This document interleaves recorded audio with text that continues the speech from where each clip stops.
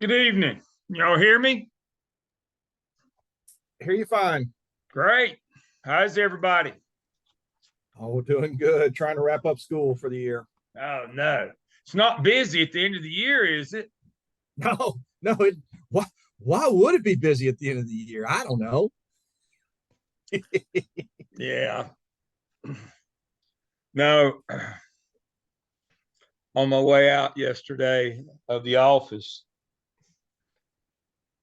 uh, Dr. Bull hollered something, and I was in there aggravating him. And he said something, and I said, I'm heading to class. He said, class said, summer school doesn't start till tomorrow, which would be today. And I said, what are you talking about? This is like regular school. We don't stop ever. Um, we just keep right on going. We don't do breaks. We don't do in between semesters. School people understand that. You work until it's done, and then you get to go home. But it's this time of year. It's busy.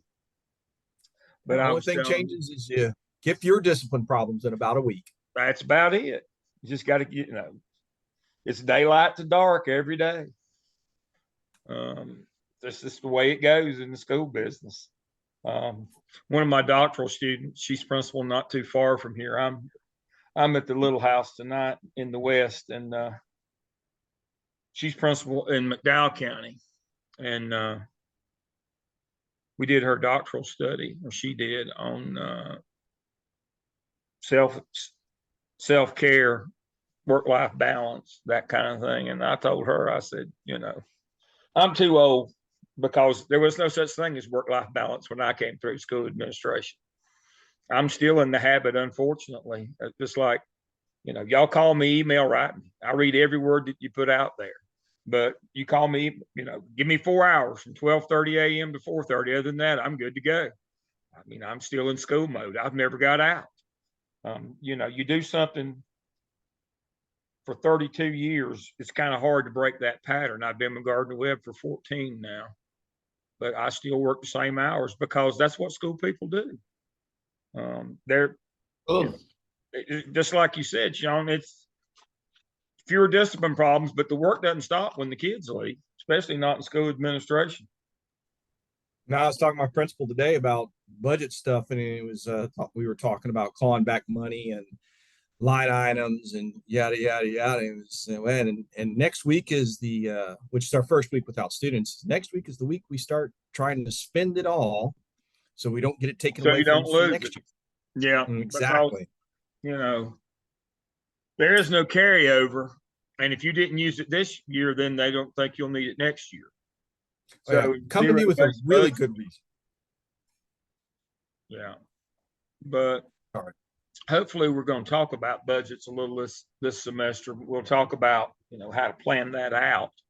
Mm-hmm. Too many people think budget is, and we're going to talk about that in the OMA tonight, is how you spend the money. No, it's budgeting is what you spend the money on, making the decisions. Budgeting, we turn my budgeting is not dividing the money up equally. That's not budgeting. That's not setting priorities. We'll talk about that a little more tonight. All right. It's time. It's time to get started. Well, welcome. This is MELS 603. Y'all got 11 weeks and 10 sessions this summer with me. You drew the short straw. And so I know you noticed, and David, did you see my response to your post? Looking at it now, I don't know how to feel. I was gonna say I'll speak slower and fewer syllables for you since you're a Steelers fan. That's what good. Welcome post. Yeah. I was formulating a response in my head, but you beat me to it. Well, start with I read every word of every post that you make. I read every piece of work. Now, this week we've already got a star of the week. She's in the other group, Heather Carver. So every week when we'll start with our weekly schedule, and I'll go through everything that I read that caught my eye. Stars of the week. If you want to see a good discussion post on due process, here's, that might be Lakeitha's.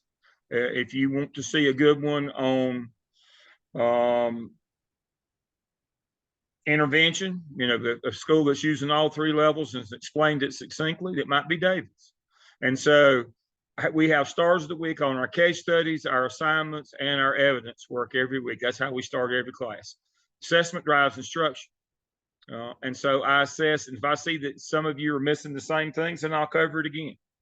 So that's how we drive this course. Now, this course is a conversation. I don't sit and read PowerPoints. I figure y'all can read, even the Steelers fans in this bunch. Your finger and your lips might get tired, but I'm guessing you can still read. So I'm not going to read, I'm not going to discuss the chapters in the book. You're supposed to read them, and that informs your responses. I have some really good PowerPoints. I'm interested in your work, and I'm interested in your case studies. We'll have case study nights. We'll have 4 of those now. You can come to Tuesday night class. You can come to Wednesday night class, but you need to come to your assigned class with your group to present your case study, unless everybody wants to change nights, and then that's fine. But I expect all of you to be here on case study night. You're to collaborate. To put together your presentation on your four case studies. This is the next level of how to use, virtual collaboration to produce a product. So you will not be doing any peer reviewing videos. We're moving to the next level now.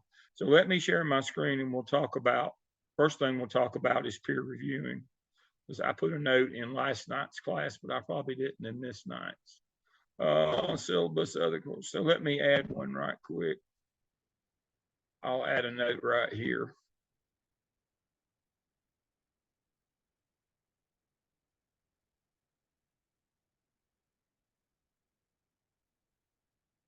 I want one peer review.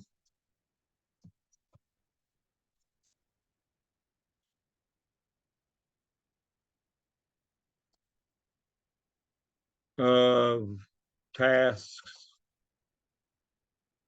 1-3 of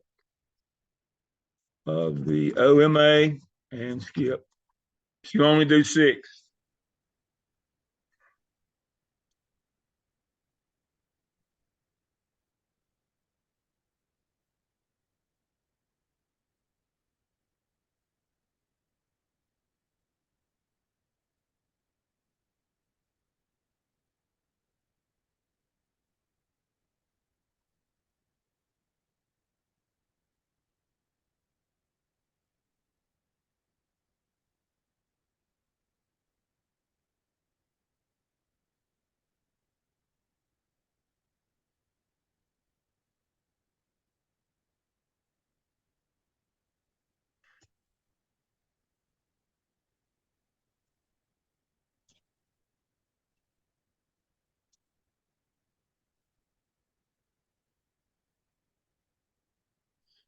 So you notice we changed Blackboard for this semester.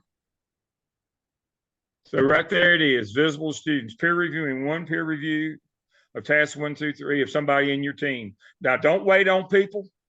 When I grade your work, it'll either be 100 or 0. If it's 0, that means that I'll tell you exactly what I want fixed or added. If it's 100, we move on. We could all do better if we had more time. Don't wait on people on peer reviews. Don't get behind. When I look at your work, when you put in OMA task 1 Sunday week, things due on Sundays, there's no late work. If it's not in on Sunday, try to get it in by 9. If not, doesn't matter. I'll grade it when you get it in. It's a busy time of the year. But when I grade it, I'll say excellent, 100, continue with peer review. If I don't see a peer review attached, move on to task 2. If they peer review it, fine. If they don't, but you move on. We've got a long way to go and a short time to get there. So we don't wait on people. I don't know of the efficacy of peer reviewing at this stage. Y'all know what you're doing anyway, but we're going to, it reminds us to be timely with our work, and that's why I keep it in. But you'll do peer reviewing. So you'll notice I've got everything in class. Dr. Malia Neal may join us. I read every word anyway. I will coach your evidences along with the coursework. And so if I need her, I'll bring her in. If not, I'm good to go. Zoom dates for Tuesday night, Wednesday night. Again, you can pick either night, but try to come, make sure that you're at your right class on y'all are the Wednesday night class when you do your case studies, peer reviewing. There's the Zoom link, syllabus policies, click to open. There's the course syllabus. There's the weekly schedule. Now, to get a weekly schedule, you simply click on that. I don't know if you know how to use this or not. It'll show you a picture of it, and you're like, well, I'm old, I can't read that. This little button over here to the top right will open it up in a document. And there it is. I've already got it open. So for this week, we'll do the introduction to OMA, facilities and budget. You should read chapters 1 and 2 in your school law book, chapters 1 and 2 in your facilities book. Again, I never cover those. That's up to you. And then here are your activities. And on the far right, I paste your evidences. Now, your OMA task 1 is due Sunday week. You get 2 weeks to do it because if you've looked ahead, OMA task 2 takes about 15 minutes. So we'll talk about that in just a few minutes here. But here are your activities for the week. Now, our activities in an operations class, law and finance operations class, is coming and going to and fro. And so locate copies of your school crisis emergency plans. How long did it take you and your administrator to find it? Now, this used to be one of the last things we did. Unfortunately, in the current climate, it's one of the first things that we have to do now.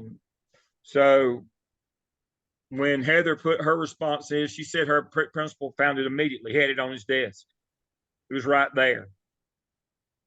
How long did it take to find the budget? It was in the top drawer of his desk.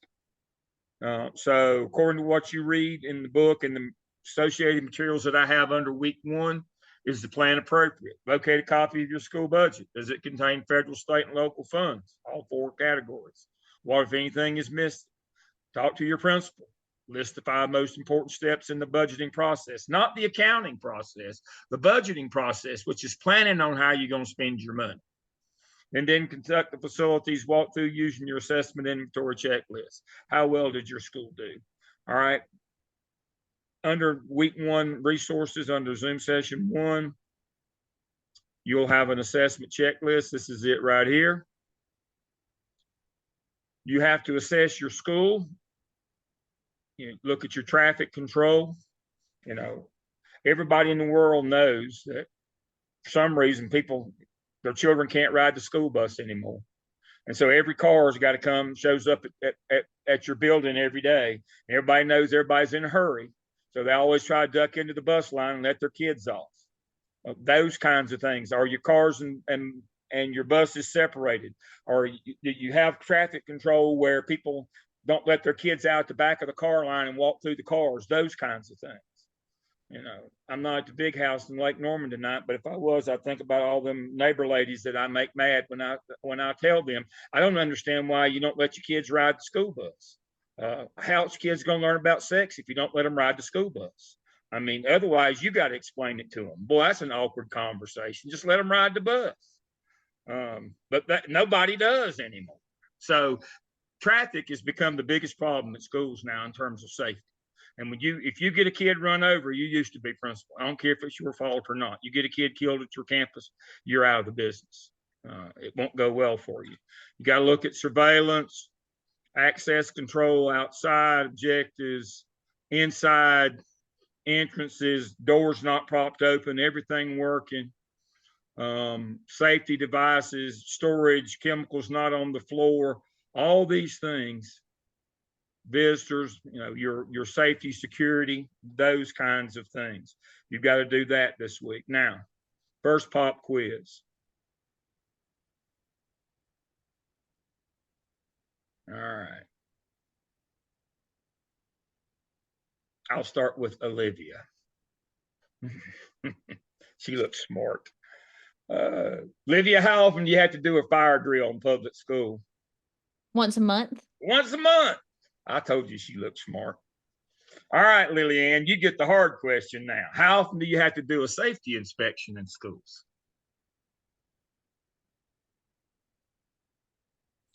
You know, I'm just not as smart as her. I honestly don't know the answer to that one.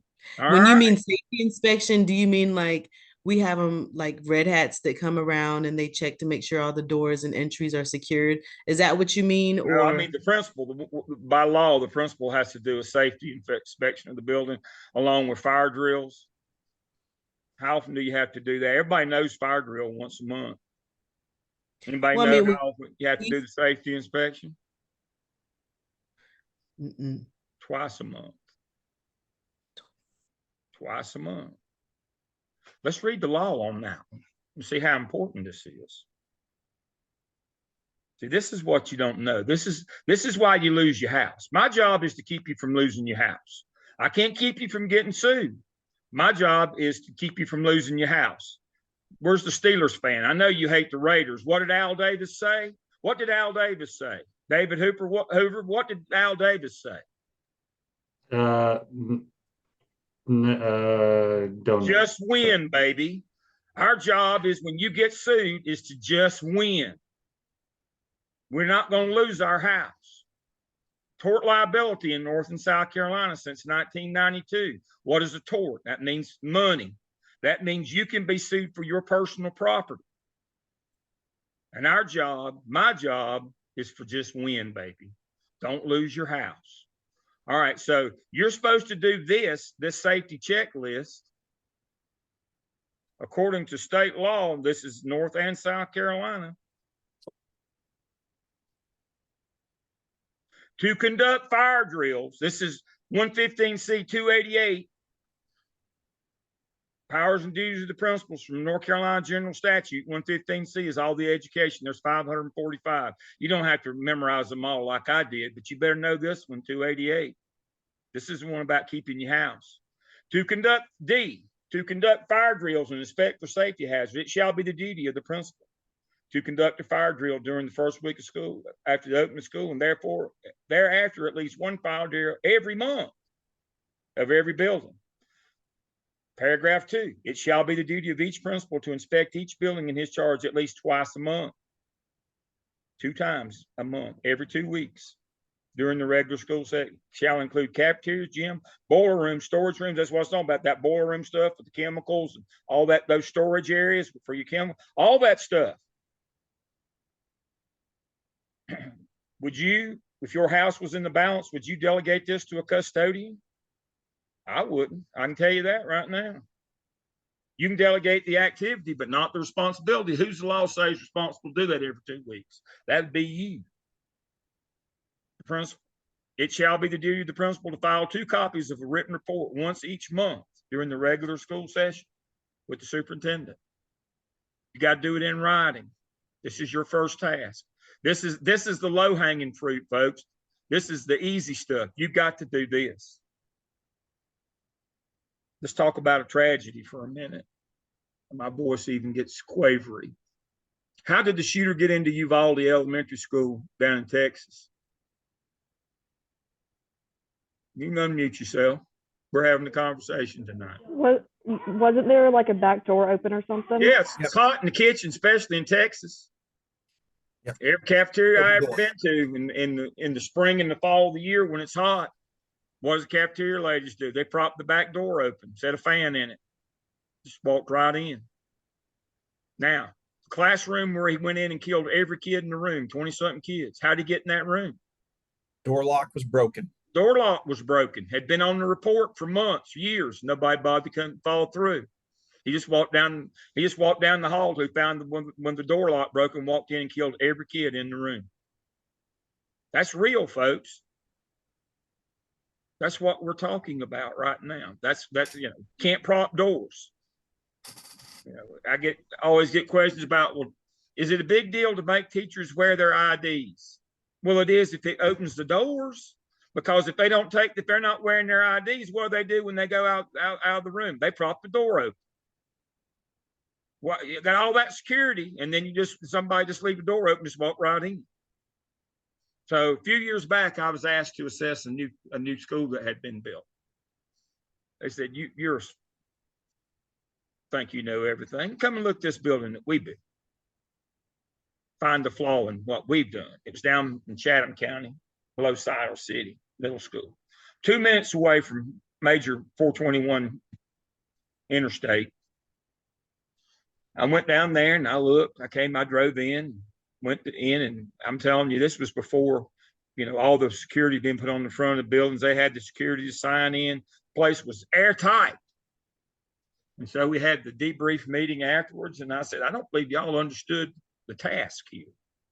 They said, what do you mean? I said, the task wasn't to keep the building safe. The task was to keep the students safe. What do you mean? I said, y'all realize it was kind of their driveway coming right off the main road there, which was 2 minutes away from 421, was kind of a backwards T.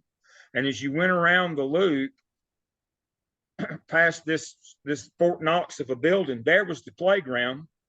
I got out and stepped it off 20 steps from the parking, from the driveway.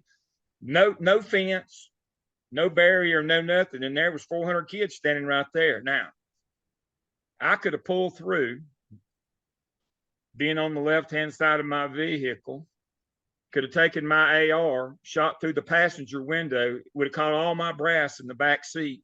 I could have shot till I melted the barrel on my gun. And I think I think I timed it one time. I think I could shoot 5 clips in 2 minutes. That would be 150 rounds.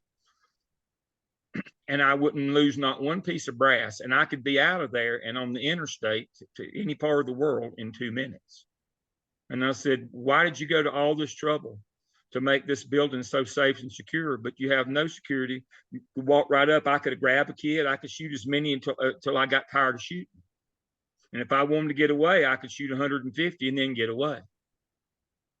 The notion here is keeping kids safe.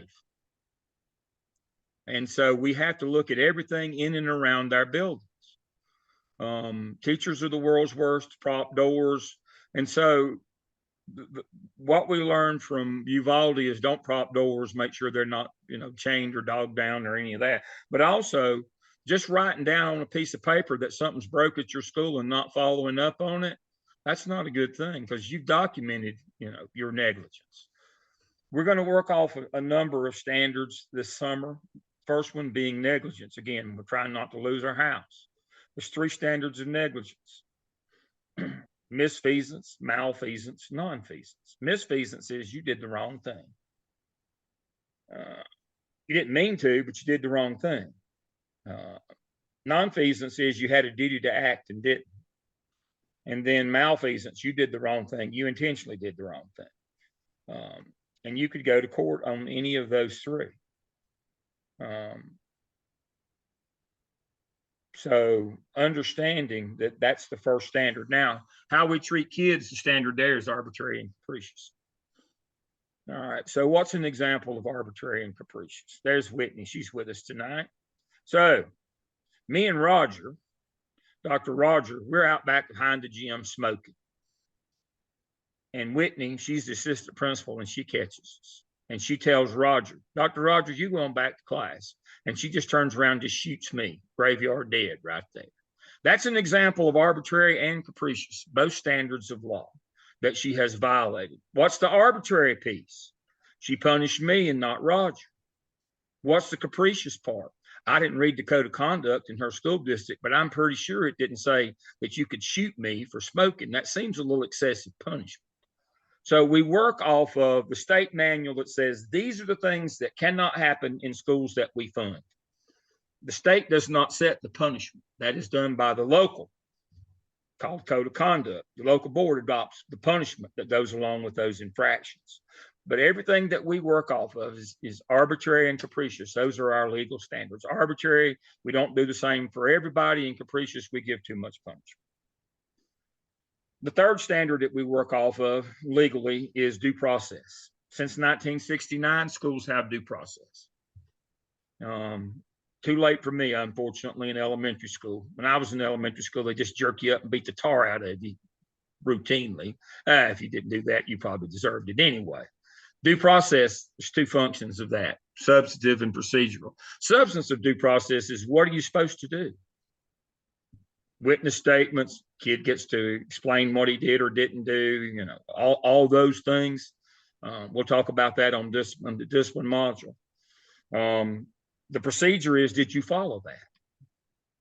And that's where that arbitrary comes in, or capricious comes in on the actual procedural part of due process. So when we talk about negligence, remember there's three parts: misfeasance, malfeasance, nonfeasance. When we talk about legal standard, that would be arbitrary, capricious. And when we talk about due process, we need to define whether we're talking about substantive, what you're supposed to do, or procedural, what you did. So those are our legal standards that we'll be working on. So the first one is if you don't do your safety reports, your safety inspector every 2 weeks, that would be, you would get charged on the grounds of nonfeasance. You had a duty to act under the law every 2 weeks. And it said you, it didn't say somebody, it said you had the duty to act every 2 weeks and you didn't. So that was the first one. All right, so let's talk about our other activities this week. Let me share my screen back again. All right. How do you know if the emergency crisis plan is good? Well, you read your book, number one. Number two, and this goes back to our, get that out of the way. Each week, I have all the things that you should read associated with the class that week. Click to open. So right here's your discussion board activity. All right, so right here, I've got one on emergency plans and crisis response. Got a nice little PDF there. You can read that, see if yours looks like it. Right there. Budget laws, school-based budget. Everything that I've got in your activity, I've got something that tells you what it ought to look like, or that will be an ancillary material. Budgets have to contain federal, state, local, and school funds. Anything missing? You need to talk to your principal. Now, your book will tell you the 5 most important steps in the school-based budgeting process, but talk to your principal about it. And again, make sure you don't confuse accounting with budgeting. Budgeting is before you spend it, on deciding what to spend it on. Accounting is how you spend it. Now, in the OMA, it's going to ask what involvement your school improvement team had in developing the budget. And if there's none, say none. But the whole notion here is a triangle. Get that where y'all can see it. The school improvement plan, which y'all are building with each of your evidence, is the academic piece and the professional development piece last semester. This semester, you're doing the master schedule and in the OMA, and you're doing parent involvement in the SKIP. Those are all parts of the school improvement plan. You'll do the culture next semester, and then you'll put it all together. The notion here is why go to the trouble of building a school improvement plan if you don't A, fund it with your budget, local budget, and B, align your master schedule to it. That's the first thing when I used to supervise principals in central office. That's the first thing I'd ask them. Show me how your budget and your master schedule aligns with your school improvement plan. If you decide to, everybody's wanting to do letters training now and do in literacy. Did you put any more time in your master schedule? Well, no. Did you spend all your loose money on materials that support that? No. Teachers wanted paper for the copy machine. Well, how do you expect, how do you expect it to support your school improvement plan if you didn't put your money or your schedule behind it? So that's what we're looking at here. 5 most important steps. Copy your school budget. Now, every semester I have somebody who says, well, my principal says we don't release the budget. If you're a public school, yes, you do. Let's go back to the law again. Everything we do is about the law.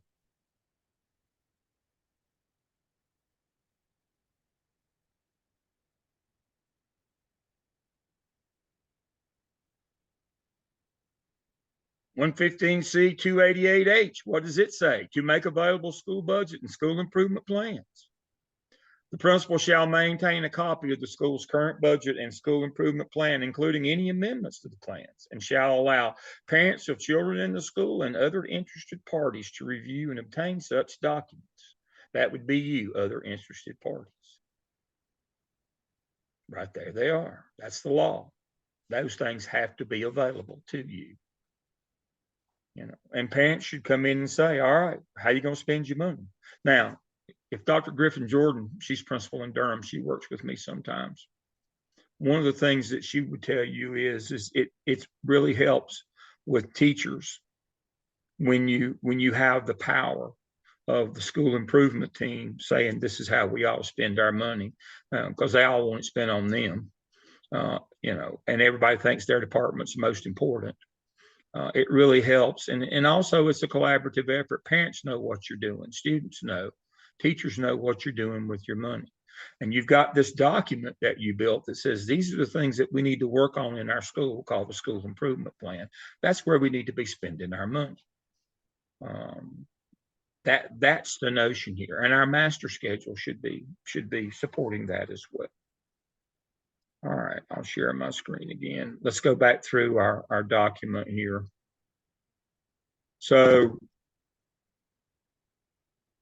peer reviewing, syllabus policies, Dr. week Lynn? schedule. Yes.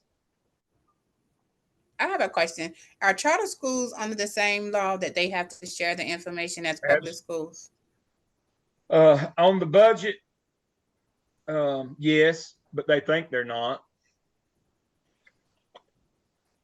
But they are public schools, so yes. Now they'll try to argue you down, but you know the law is clear. Yeah, public school. That's what I'm getting. A lot of it since I started school in January. I'm getting a lot of things that they say they can't share. Oh, they can. They just don't want to.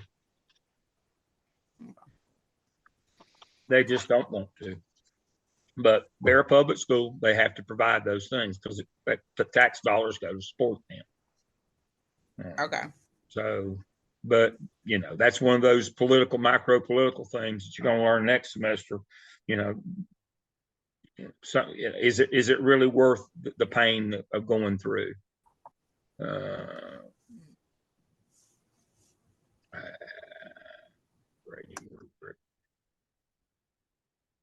So you got to get 4,500 points to get your A. I expect everybody to make an A. Y'all got a long way to go to be as good as two groups last semester. Every one of them made an A. Every one of them got 3 evidences done. Some of them got all 4. So because they got a lot of hours to do this summer, but on their internship. But you know, I don't ever have students. You either make an A or you don't pass. I get after it. That's what I expect. I never have a problem with that. There is no late. Just get it in. Let's go. We could all do better if we had more time. Let's get it and move on. Attendance policy handbooks. Let me open that one back up. Visible to students. There's your peer review feedback template. Remember, you got 6, one each of one of your teammates on OMA's tasks 1, 2, and 3, and skip 1, 2, and 3. And here's the module for this week. All right, OMA guidance. I put you a few little nice things in here for it. Here's our task and prompt. The template, it's not got things in it like before. Remember, gradual release. So this one, we won't even have a template for the skip. You'll have to make your own. I've got guidance on how to do 2 and 3, and I've even got an example of what it should look like. I'll go through that in just a minute. And here's the master scheduling. You're going to ask me what goes in OMA task 1? Well, it's right here on this master scheduling PowerPoint. Here's the state law on scheduling, landmark education and court cases that we'll get to later tonight. Here's the general statutes for North Carolina. Here's they're called statutes in North Carolina. They're called titles in South Carolina. Here's the link to both of those so you can read the laws. Role of principal with ethical paradigms. This is, 115C 288 plus the 4 ethical paradigms. And this is how you adjudicate your case studies. We'll talk about those a little bit later. We look at the law and the ethical concern on those. South Carolina principal law and duties, same as North Carolina. Emergency plan and crisis response box. I'll open that one so you can see. It's a nice little document, and it has right down the line everything that should be in it, the purpose. So I said it's a nice little PDF. You can read that when you look at what's going on in your building. School-based budgeting, budgeting laws. We'll talk about that one later. Managing your school facilities. This is a really good PowerPoint from Dr. Renita Griffin Jordan. Again, she's sitting principal in Durham. It's a really good one. You should spend some time with that. There's your assessment inventory. Here are the facilities that teachers respond to on the teacher working conditions survey. So you need to be very attuned to that. This is about the Uvalde principle not turning in about the door being broken. My top 10 eagle, and then I'll conclude with the ash brush story later tonight. So this is everything for this week. Next week, and here's another OMA materials. And here you draw under OMA materials is task and prompts in the template. I've got an example there too. Here's where you put your work in for review. Here's where you put it in for assignment Dropbox. Again, it's either 100 or 0. If it's not good enough, I'll send it back and say, I need to see this stuff. You've left this out. If it's good enough, it gets 100 and off we go. We don't have time to sit and work. Oh, well, if you could have sent me back more comments, I could have got, well, you know, if you get a 3, I'm happy. Our job is, you know, I teach you to for at accomplished level, but if we fall a little short, we're fine. But we don't have time to sit and go back and forth for 2 or 3 weeks on one task. You know, we need to keep moving. And here's your turn it in check at the end of that line, and then of course here's next week's class discussion board activity. We'll talk about this week's next week, and then I'll introduce these. We'll review our first case study next week, and then we'll talk about human resources. And then as you can see how it goes each time, all the way down the line. Pretty simple. All right, we're doing good on time. I'm only 5 minutes behind. That's good for me. All right, let me move that out of the way. All right, questions you have on how the course is set up. Again, I'd like for you to try to get your work in on Sunday nights. So when it says OMA task 1 is due, that would be not this Sunday, but next Sunday. And then every Sunday after that, something is due right down the line, all semester long. Now, the reason why I'm giving you roughly 2 weeks, 12 days to do it is it's a bear. It's a lot. But remembering task, if you take a little extra time, that's okay, because task 2, you get a whole week to do it, and it's a 15-minute task. So let's go in and start looking at the OMA. So what the point of the OMA is not to learn how to do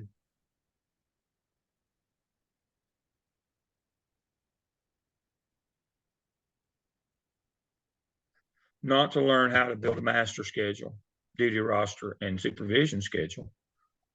Rather, it's how to build a legal master schedule, duty roster, and supervision schedule. All right. Before we start, second pop quiz. Mandy,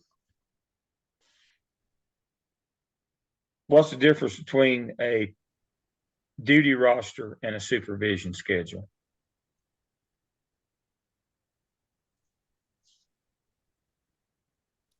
Duty roster is specific teachers being in specific posts at specific times.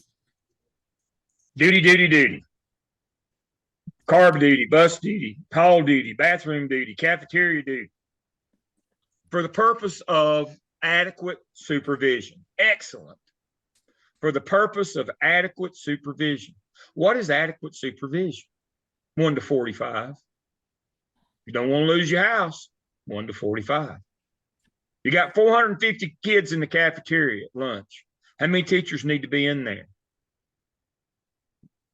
David, don't pull your shoes off. I'll tell you right quick. You need 10.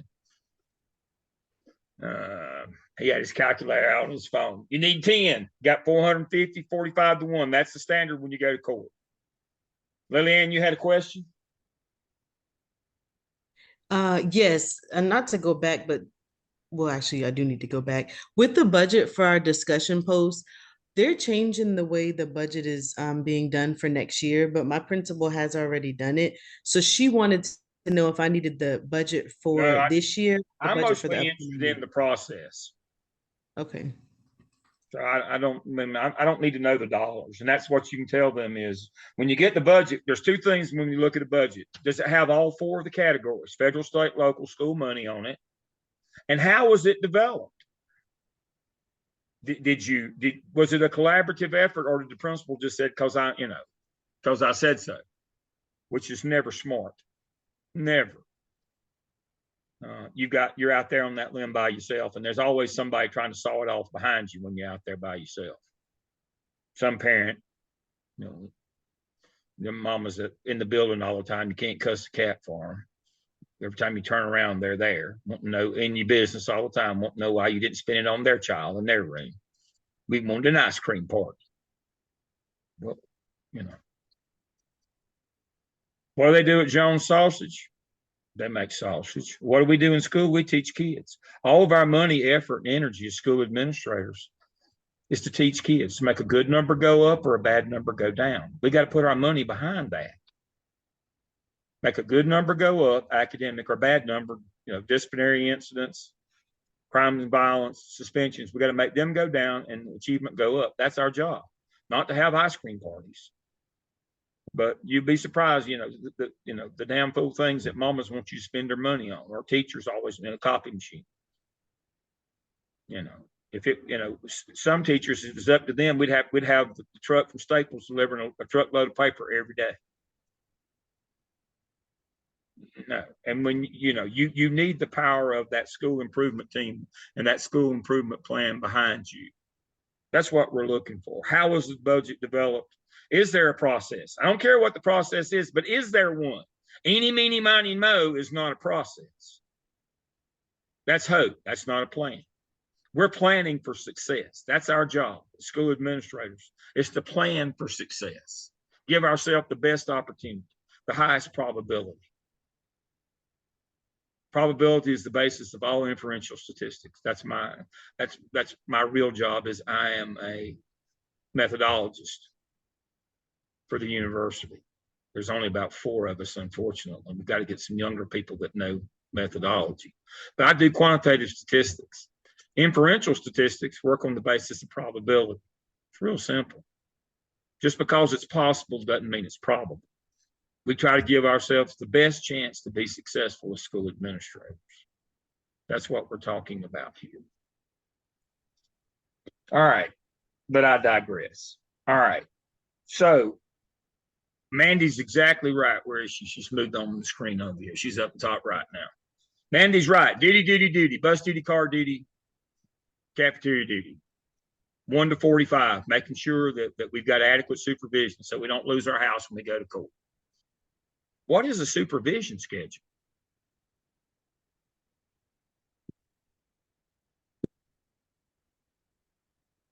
Jessica, what is a supervision schedule? How does it differ from a duty roster? It's a legal requirement too.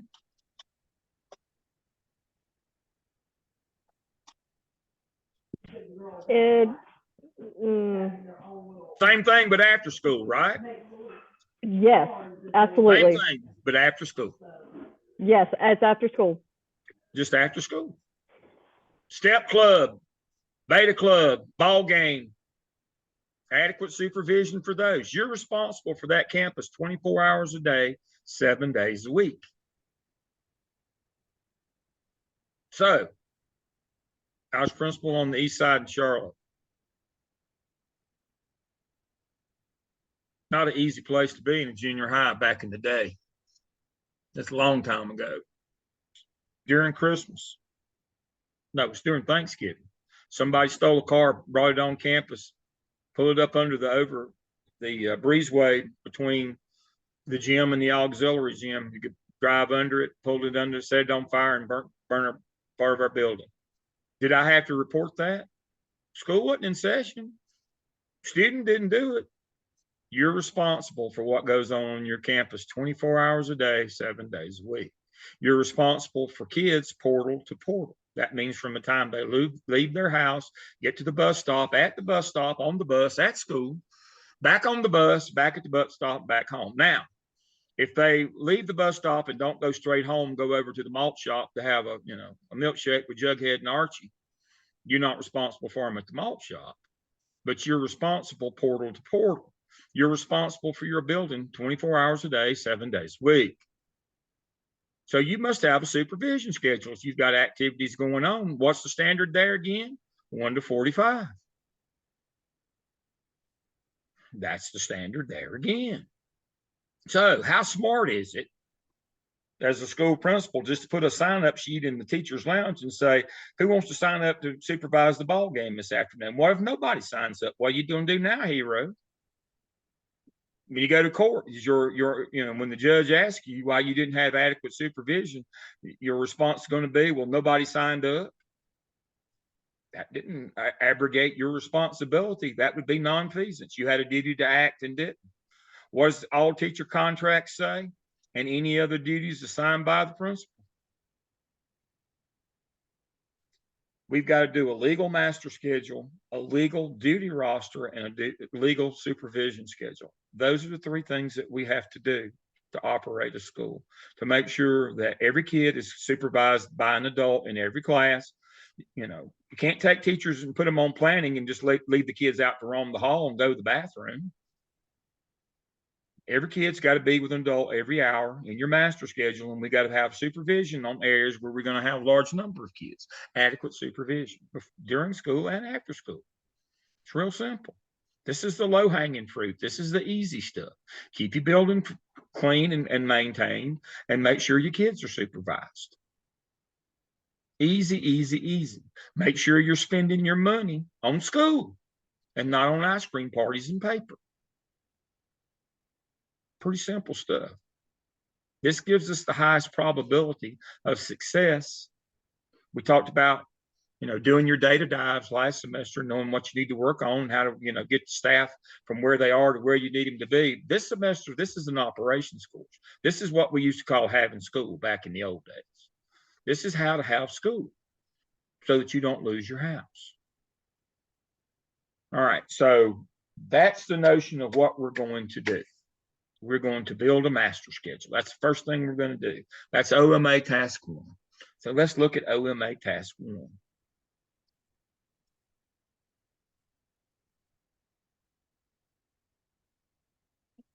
All right, and it tells you right here, understand it means both leadership and management. This is organizational management, OMA. This is how to run school. Here's all the background stuff, all those things. But here's the first task.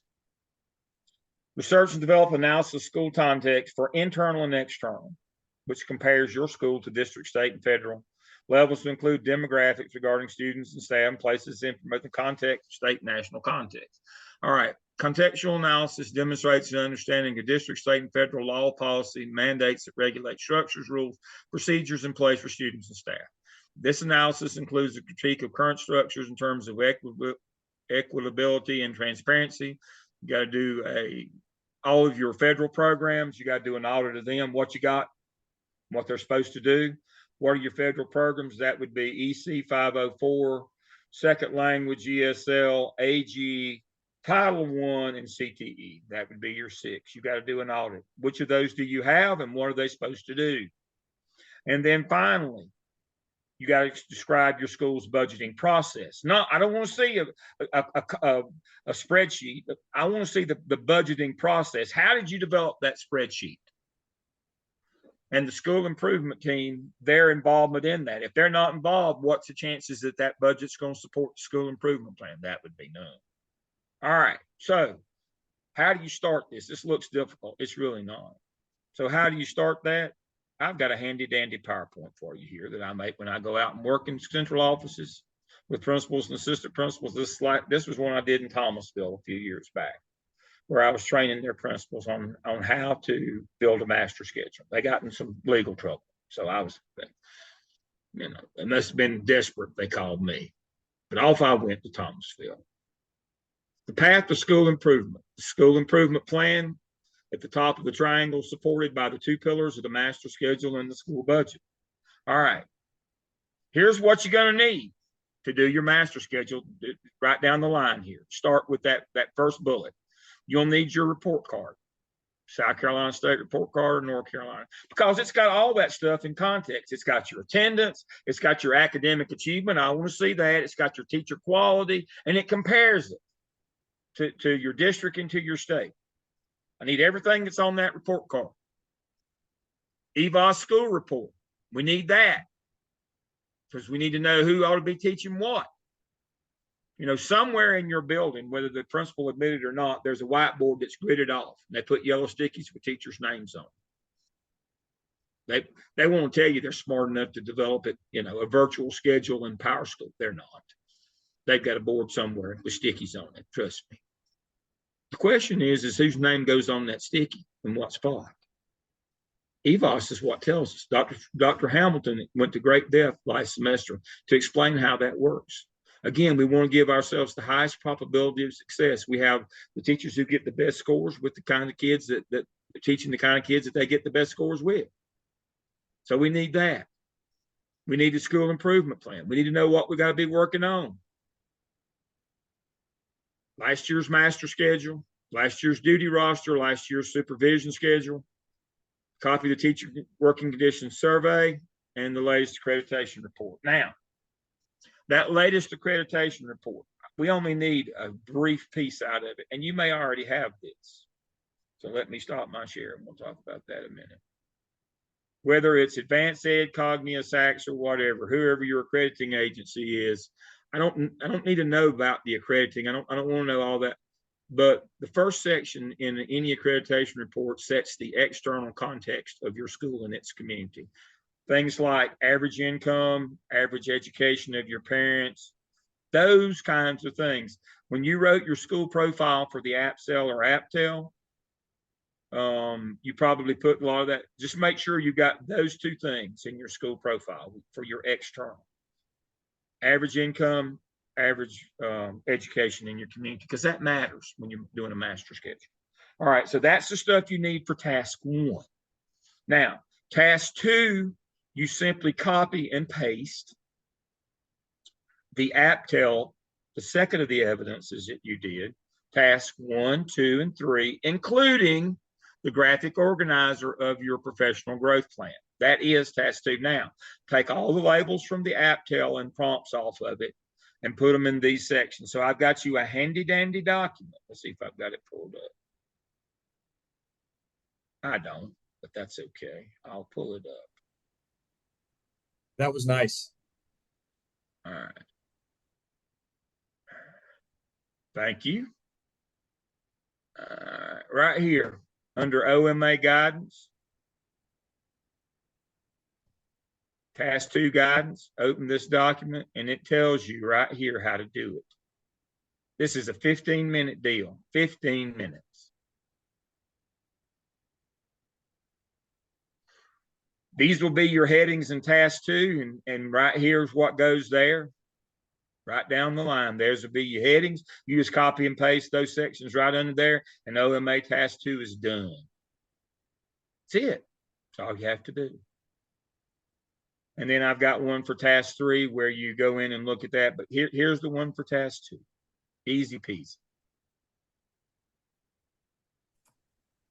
Dr. Lamb, quick question on formatting. Yeah.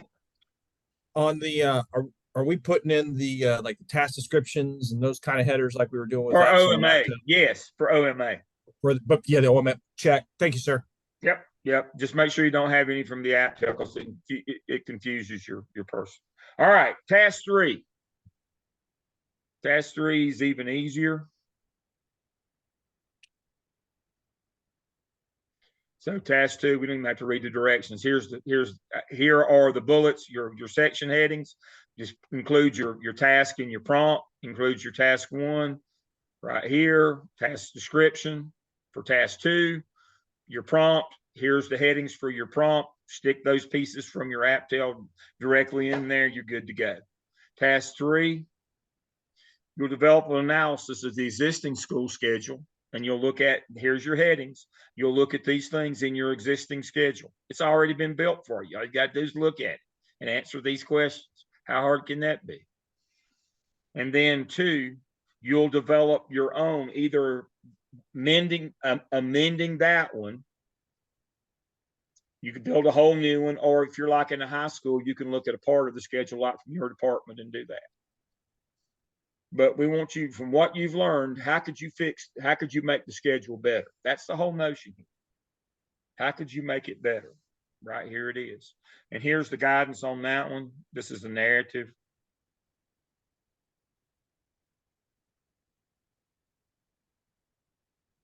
I thought I pulled it up.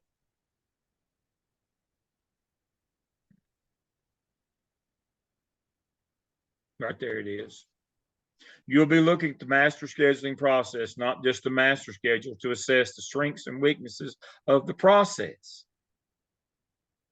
For example, you do not need teacher input. You're gauging how much teacher input is built into the master scheduling process and at what point.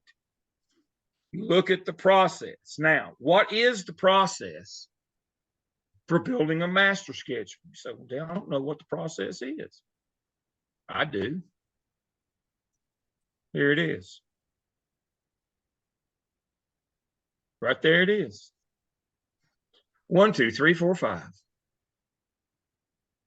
It goes that way. Now, it's important to understand. 1, 2, 3, 4, 5 means 1, 2, 3, 4, 5. 1 means do this first. 2 means do this second. 3 means do this third. It doesn't work if you do all 5, but you don't do them in that order. They must be in that order. So that means when you start the master scheduling process, you look at your federal programs first. What did I tell you they were? EC 504, second language, academically gifted, CTE, Title I. What did I miss? EC 504, second language, EC 504, second language, AIG, Title I, CTE, I guess EC and 504. And you should include intervention too, by the way, since now everybody has to do intervention. That should go with your EC 504 intervention. What's AIG? Academically gifted, right here. Okay, check. Here are your federal programs right here. I was just trying to remember without cheating. Exceptional children, 504, no, disadvantaged handicap. Intervention teams, that's your first. Title I, just tell us whether you're a school or a program. English as second language, whether it's ESL, ELL, ELP, ESA, whatever. Academically gifted, AIG, TD, whatever it's called, and career and technical. Those are your federal programs. They come first, always, because they're the most prescriptive. Somebody else is paying for them. Back in the old days, I didn't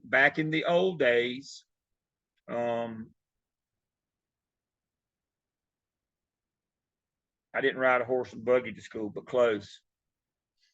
Principal used to bring you your check every month, and it was a physical check, paper check, and it was 1 of 3 colors. It was blue, pink, or yellow. Blue check was a state check. Pink check was local if you were locally paid, and yellow was if you were a federally paid teacher. And the notion here is you don't misspend federal money but one time. Then somebody else gets the opportunity to be principal and decide how to spend the money. They're very punitive. And so you have to schedule those first and follow their rules first before you move on to the state rules. And so my story is anybody from southeastern North Carolina? Anybody from south or east of Raleigh? Nah. I'm from Durham. Yeah. Okay. That's about it.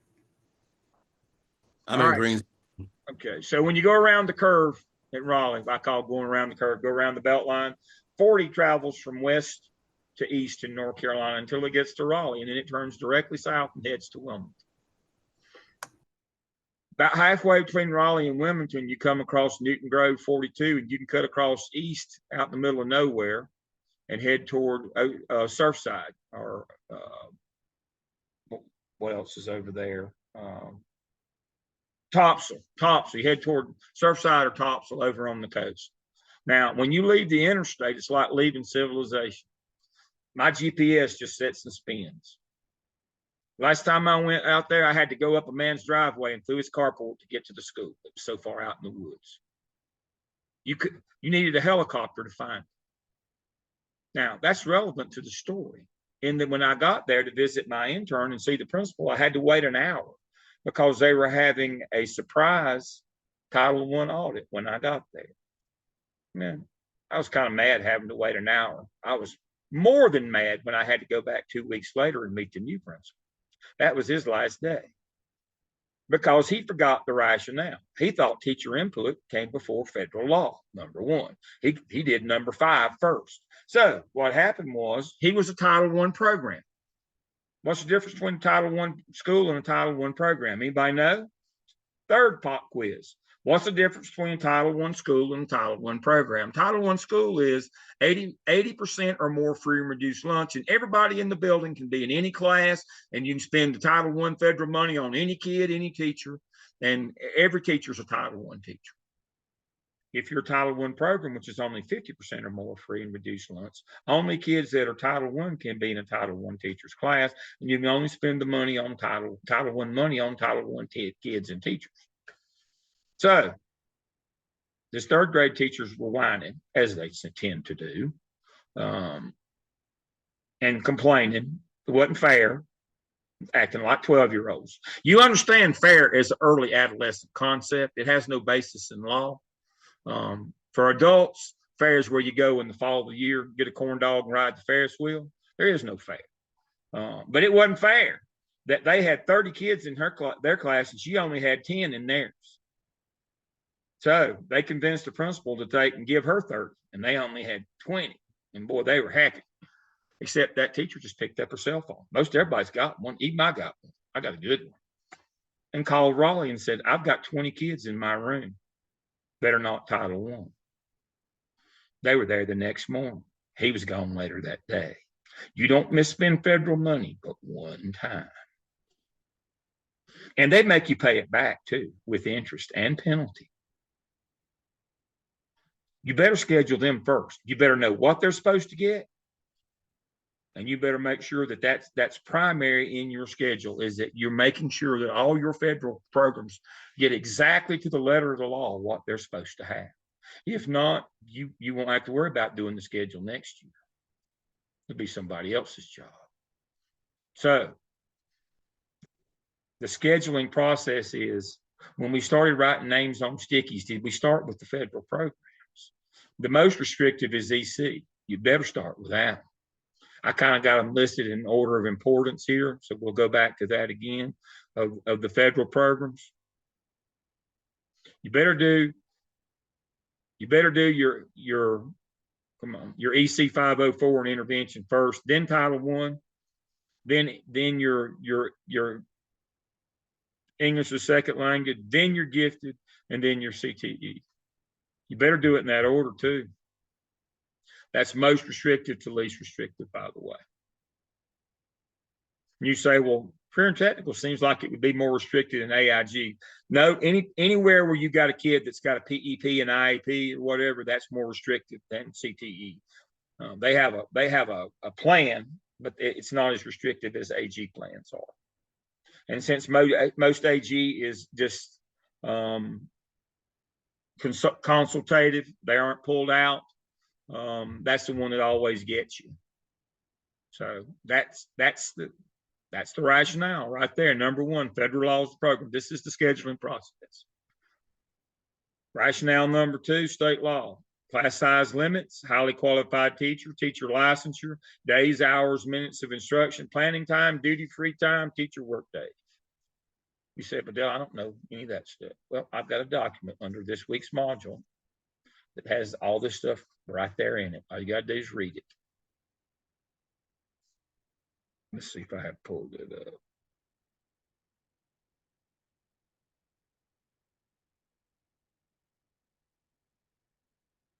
I didn't, but I will. I'll pull it up since I'm in share mode right here. Legal requirements for planning, instruction, time, calendar.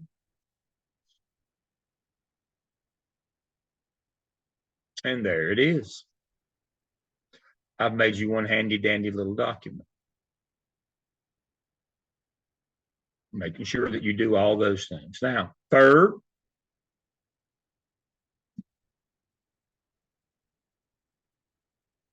is your local Board of Education policy. Now, they set things like your daily schedule, when you start, when you finish, block day, flex, AB day, traditional, mosaic school within a school. That's just a fancy way to say school within a school. For those nitwits who ever tried that. The daily schedule, they set that. The hours of instruction in math, reading, science, social studies, and language arts in the lower grades.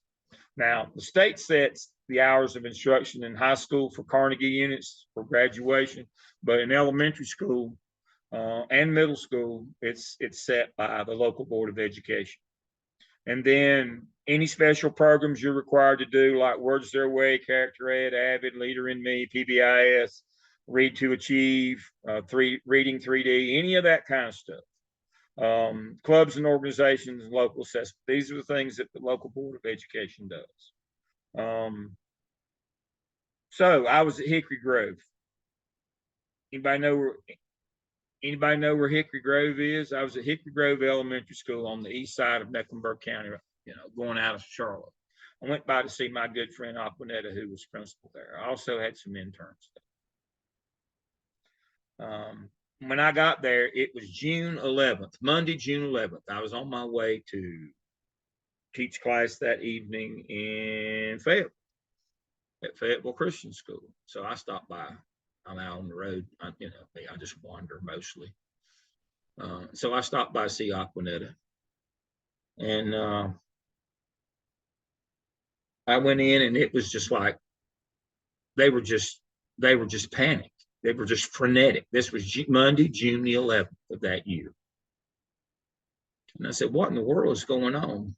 And Aquanetta looked at me like she could strangle me. And she said, I got a call from the central office this morning.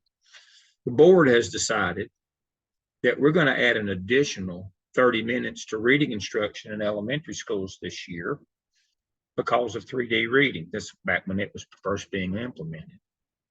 And she said, we already had done our master schedule and turned it in.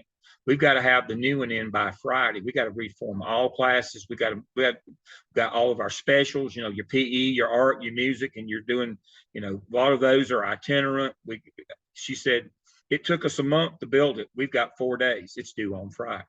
And understanding that everybody, was trying to do closeout because everybody goes off contract on Friday. We've got to try to do closeout. And y'all know what that is. That's what Sean and I were talking about as we started tonight. That last week of school when you're trying to do closeout, all the stuff that's going on then. And oh, by the way, you have to start and build a whole new master schedule. And, that takes 4 weeks. You got to do that in 4 days and do closeout, by the way. So to say the least, they were just a little bit perturbed. But that's what we're talking about. The board can do those kinds of things. They make those kinds of decisions. So now a lot of school districts have non-negotiables. They have a list. I've got one here somewhere, a picture of one. Now they're not public knowledge, but they have a list of non-negotiables, which means local board policies that they send to principals when they're doing their master schedule of this kind of stuff. I've got a couple of copies that people bootlegged out for me. I've got one from Guilford County and a couple other counties. We used to get them in Charlotte, Mecklenburg. But it was like Mission Impossible. As soon as we read them, we had to burn them. They're not public documents, but of stuff that must be in your schedule. That's what we're talking about. So federal laws, state law, then local board policy, and then your EBOS data. That's why we talked about it last semester. Which teacher ought to be teaching what to give ourselves the best chance to be successful. And then, and only then, number 5 is teacher input. But now, teacher input is not the way that you're thinking about teacher input. Teacher input is not, I want to teach this and I want to teach that. It's what kids shouldn't be together or they'll tear the building down. You've got to make those last 2, you've got to make it clear. I'm going to put teachers teaching where they get the best results. I want your input on kids, not on what you want. and that business about it's not fair. I've been here the longest, honey. It's about time. It's not about time. It's about talent.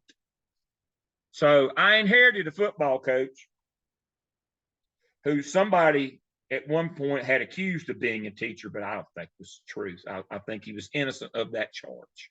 I do not believe that he was guilty of being charged as a teacher. To say that he was bad would have been a compliment.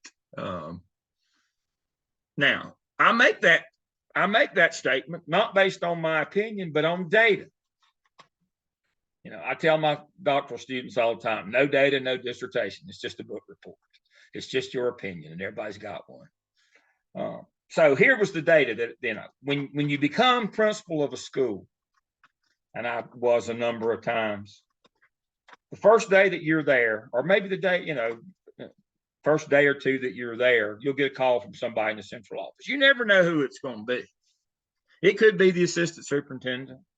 It could be a director of some sort. It's somebody that has plausible deniability. And when they call you up, they say, let's have lunch. And you say, well, I'm just really busy. And they say, that wasn't a question. Let's have lunch. And so they show up and they've got with them what I call the book of all the stuff that's going on in your building, illegal, unethical, immoral, stupid, that has to stop that day. With the change in administration, we cleaned the books. These things have to stop that day. When I was junior high principal, your athletic director has to quit driving the activity bus as his personal vehicle on the weekends. Your 10th grade English teacher has to quit teaching photography over in CTE that was closed 6 years ago because you got 45 in all your 10th grade English classes. That makes the state mad.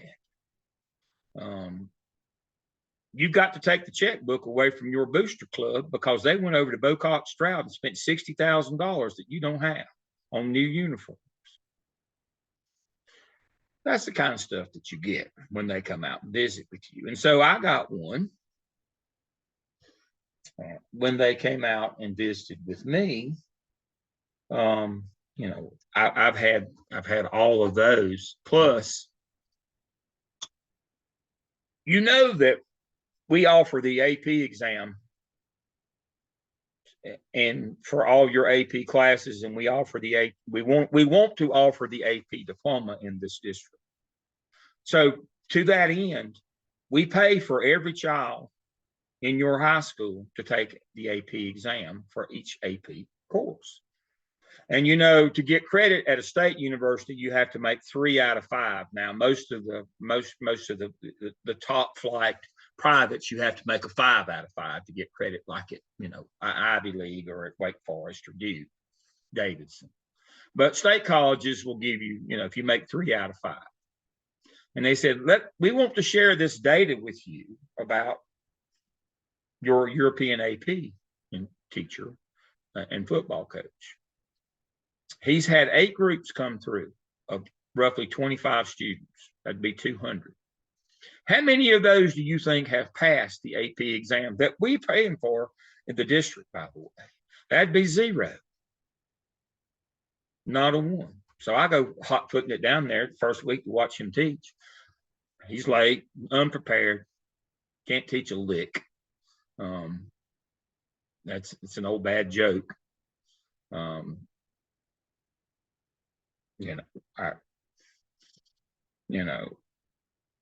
thought of the old Gene Tracy joke.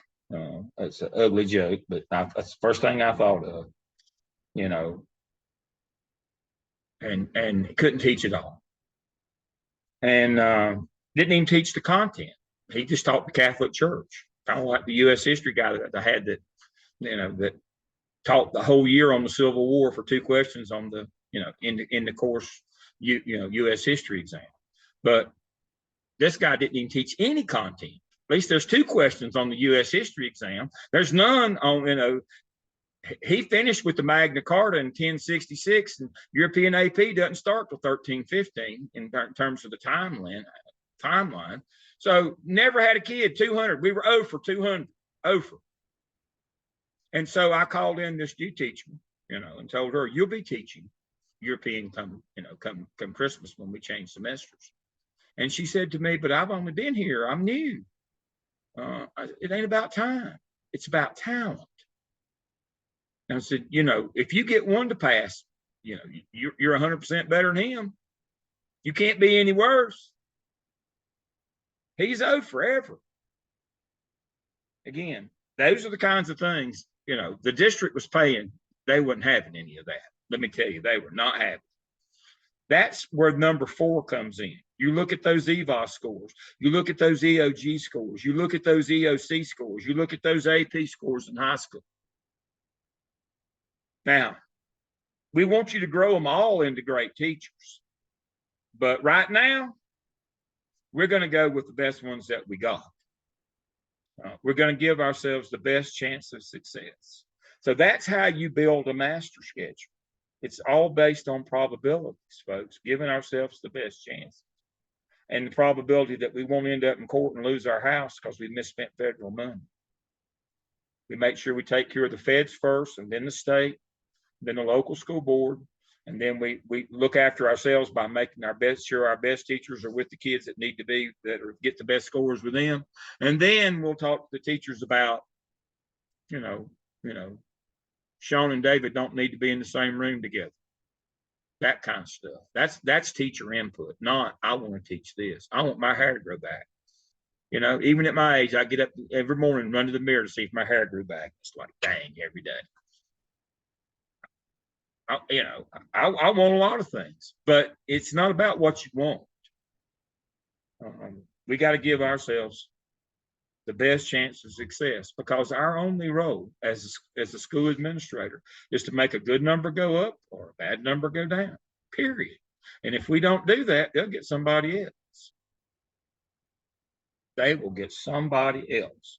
So that's the notion here. That's how you build the OMA. That's how you build a legal master schedule, how you build a legal supervision schedule out of that, and duty roster out of that schedule.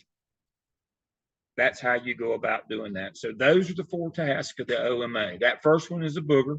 After that, it gets real easy. It's just right down the line.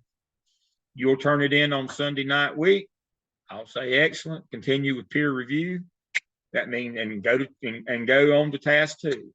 And now I grade every morning and every evening and every night. I read every word every time.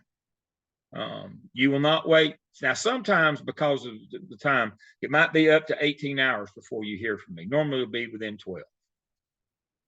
But I grade every day, nights, weekends, holidays. Again, don't call me from 12:30 a.m. to 4:30 a.m. But other than that, you're good. You can text or email during that time. But just don't call from that 4 hours. Let me sleep a little bit. But I enjoy reading every word that you write, and I will read it, and I will take notes on every piece of work that you turn in. I have my red book already. That's one that came in from last night. I've already taken notes on Heather's last night. And that's our stars of the week. So Heather will be our first star of the week. And hopefully I'll call everybody's name for the semester. So, I hope there's nobody in this crowd that rides a short bus to school. I want everybody to be a star. So do your best on your work. All right. So that covers that. Well, we're doing really good on time. Any questions on the OMA? All right. I want to talk about case study a little bit. I'm going to go to depth. We got 4 case studies. At the end of each one, you'll do a presentation. Everybody has to upload the presentation. There are 4 hot current topics. And then you'll write a half-page reflection on each one that only comes to me. And you can tell me, my team were turds this time. They didn't help me a bit. You can tell me I learned a lot from the case study. You can tell me I don't agree with this. You can tell me anything you want to. That is your private window to me. Sometimes I call students up, when they're doing that. But now, full disclosure, we had one that didn't make it. He had to drop out about midway through last semester. I had 31 and ended up with 30, but that was his decision. But he wasn't pulling his weight, and his team told on him, as they should have.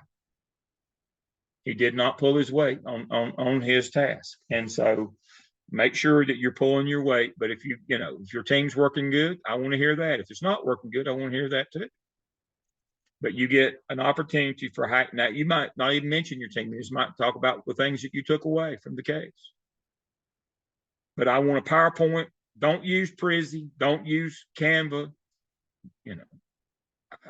Moment of privilege here. I'm a senior citizen. As all men of my age, I have age-related color blindness. If you do fancy fonts or watermarks or any of that, I can't read it.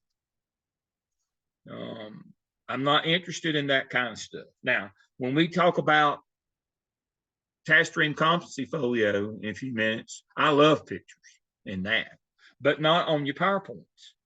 I just want, anybody old enough to remember the TV show Dragnet from the 1960s? Sergeant Joe Friday, just the facts, ma'am, when he'd interview people. That's what I want on your PowerPoint for a case study. Just the fact. What's the relevant legal underpinning of what you have decided happened in this case and what should happen? And you got to put the 4 ethical concerns in there too: care, justice, critique, and profession. And I'll show you that. But we judge the case studies on the basis of the law and ethics. Let me go to that. So you will look at it, and you'll look at court cases that in your textbook, and associated things that go along with that. So you'll adjudicate it on the basis of law, and this is law, and then the court cases will be cited in your text. And here are the ethical paradigms: justice, care, critique, and profession. You'll adjudicate it on that basis, and I have the directions. It's easy. But don't forget the ethical piece. We want to stay, on the right side of the law, but we also want to make sure that we practice ethical behavior. We trade on our reputation, folks. We have to be ethical in the things that we do. So now we'll have 4 case studies. This will be your first real test to see if you can change your lens from that of a teacher to that of an administrator. Every semester, I have somebody who starts this, what about? Well, what about the principal in the first case study? The principal did exactly what he was supposed to do. Well, what about the superintendent? Did exactly what he was supposed to do. In the first case study, the teacher's deterred. Violated federal law, state law, local board policy. Malpractice, malfeasance. Intentionally tried to harm a kid. Short of sexual or physical abuse, worst thing you can do to a kid is try to exclude them for a year. This teacher tried to fail a kid for the whole year and make him lose the whole year of his educational experience because he turned in his brother's homework assignment. Manipulated the state grading scale, did a 0 tolerance expulsion, violated Office of Civil Rights, 14th Amendment, equal protection under the law, violated federal, state, local board policy on grading, made one homework assignment count more than the state exam, which is 30%, made one homework assignment count more than half the yearly grade, more than 50% of the yearly grade for one homework assignment, failed the kid for the year. Well, the good news is 115C288A said the principal assigns final grades, grade and classify students. So, we can solve that problem. Question is what we're going to do with that teacher. I mean, she took her shot at Bobby. Now, full disclosure, Bobby's probably a turd. His family's probably a family of turds too. But what are you going to do? That's the first one. So I'll give you the answer key. Like when I was a kid, we turned the back of the math book. The teacher is in the wrong here. Principal has no culpability. Superintendent has no culpability here. And please be smart enough to know that when they read the policy and it said cheating may result in a failing grade, it didn't mean for the year, it meant on the assignment. How would you know that? Well, that would be a 0 tolerance expulsion. It said, for one thing, you could fail for the year. There's no due process in that. There is no due process in that. And also 0 tolerance expulsions are against the law. You have to be able to know that when it says, if you cheat, you may get a failing grade, that's on the assignment. That's according to your code of conduct for your district. Some code of conduct say You fail it. Some of them say you get a 50. Some say you get 1 day, and the most you can get is 1 day of ISS, and you get to make it up. But you can't do both. You can't do double jeopardy. You can't. So the deal on one is whatever your code of conduct says that you do, that's what you do. This is a disciplinary incident. But the most of the kid, according to CMS, which is pretty much standard, Charlotte Mecklenburg School code of conduct for cheating, the most you could do with tier 1 would be 1 day of in-school suspension. He got excluded for a whole year. You could bring a gun and not get excluded for a whole year. And he turned in his brother's homework paper and admitted it. I mean, it's one of them. If you had lay people that didn't know, even people on the street, if you flagged cars down and you said, kid turns in his brother's homework assignment, what do y'all do to him? Oh, we're going to fail him for the whole year and make him sit out a year. And then we get the people who say, well, it's not really a year because he could go to an alternative. He could go to summer school. The law is clear. It's still a zero tolerance expulsion, even if you offer them an alternative program like going to Right Choices or summer school or whatever. That doesn't negate the fact that you failed them for the year. That serves as a year-long expulsion. That's a year pause in a child's educational attainment. You got to know the law that supports all those things. We'll do one on funding that goes back to the Leandro case. The Leandro case is 30 years old this year. It's the most famous legal financial case in the United States. It happened in North Carolina. Now, you got to know on the Leandro case, the good guys lost. The low wealth counties, we did not change the funding formula in North Carolina, therefore not in South Carolina either. I'll talk about that more at that time, but the whole point of the Leandro case was to change how the state funds schools. As we know, the good guys lost.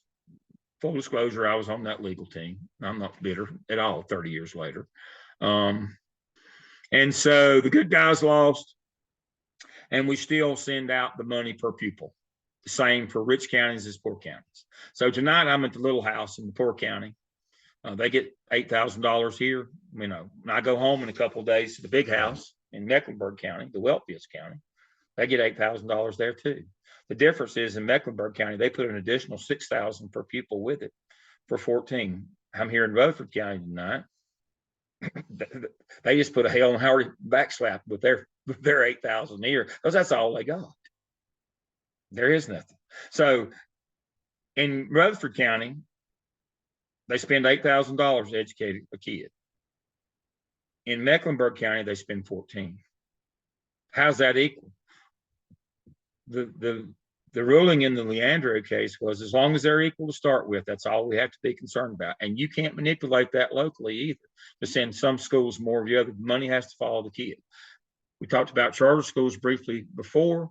People say, well, it's not fair. They went over to that charter school, that kid went over there the first month, they got all the money. No, they got the money for the first month. The state doesn't send you the $8,000 all at one time. They send it in 10 monthly installments. You have to have money on hand to run the first month of school. And then if you spend it right, the state reimburses it minus absenteeism. That's what killed everybody during COVID. They don't pay for who's on the roster. They only pay for who shows up, average daily attendance. It's called the modified accrual accounting system. So they didn't give all $8,000 the first month to the charter school. At the end of the month, the charter school vouchered them for $800, and minus the attendance, they might not have got but $700. They might not have got anything. This kid didn't stay the whole month. The money follows the kid, month at a time. But the whole idea of Leandro was, all right, we got 8,000 in Rutherford, 8,000, sending 8,000 to Mecklenburg. All right, so instead of sending 8,000 to Mecklenburg, send 5. Add that 3, they got 11. They're going to add 5, In Mecklenburg, they're spending an extra 5. And so at the end, we both end up with 11 instead of, one with 14 and one with 8. That was the whole notion. So in the end, it would be, but nope, that was not what was found. They said, however, every kid gets a basic kid. And then somebody said, well, who determines how much that is? We do. but we're going to send more money. And of course, they didn't send a nickel. And so Judge Lee said they owed $2 billion. And the General Assembly said 90 boo boo. You can't, we're not going to pay and you can't make us. So no money has ever come. But the latest judgment, the West Ed report said that the General Assembly owes low wealth schools $2 billion from over the last 30 years, but they've never paid a penny, and they won't. Elections have consequences. So we'll cover that case. We'll cover a protected case. This one happens to be LGBTQ, 2 gay kids, but it's any protected federal class. You get the same rights. Now, I've had people in the Far East and the Far West. It was against their politics and their religion to let gay kids come to the prom, but it ain't about your politics or religion. It's about the law. It's about federal protected classes. It's just like the lady who denied the marriage license to the gay people up in Kentucky. They were all at a girl and her and boosting her up until she had to go to court, and they all melted away. That woman lost her house and everything she owned. So we'll have that one. In our last case study, the vehicle will be the intervention in CPC, but it will touch everything we've done in all 4 of your evidence in both classes. That will be our last case study. And then you will present these case studies. I've got some things in there to throw you off. So you'll go down the wrong rabbit hole and I get to pitch a fit.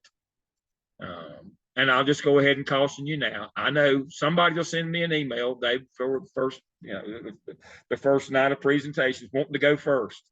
That's like volunteering in the Army. I would not volunteer to go first if I were you. You will rotate around where you all will have that, all have that experience before the semester is over. The first one is where I throw stuff, pitch a fit. Is on the first one. It's usually not too bad. I got tickled at graduation. Navy, never volunteer yourself. That's exactly right. So at graduation, let's see, it was not this spring, but last spring. And a group of my EDCI ladies. So in the fall, I do this course and 601 together for EDCI doctoral students, ladies that when they finish in their doctorate, some of them have already finished and some of them are in dissertation, want to get their administrative license. And so I do a deal in Charlotte with them. It's low residency doctoral for the EDCIs. I do both ends of this course for them. And then it's a hybrid like the doc courses where we have residency weekends where we do all day Saturday and Sunday. And then we do 8 weekly sessions like this of 2 hours. But I got tickled. Mary was graduating and Stacy was there and they said, we'd be texting one another when you were in there ranting and raving. Stacy, don't cry. Don't let him see you cry. It'll just make you worse. And I was like, oh, my Lord. You can tell these EDCI ladies are a lot more tender than school administrative type people. I say that from experience. I just despise EDCI people, except I've been married to one for soon to be 40 years next month. I'm married to an EDCI lady. So I may not be the best person, the most neutral observer of that, but no, I love the EDCI ladies, but they have a different ethic than we do as school administrators. Y'all just get tough and get mad, fight back. They just cry. But I'll try to take it easy as best I can. But it'll be lively anyway. It'll be good. So that's our case studies. We got 4 of them. You saw all the different activities. Read through those activities, by the way, and kind of plan them out. There's a lot of coming and going to and fro. You need to talk to somebody about HR, about hiring, about employee assistance. Got a lot of stuff in there. Let's read through those right quick. You might want to plan these out. Share my screen.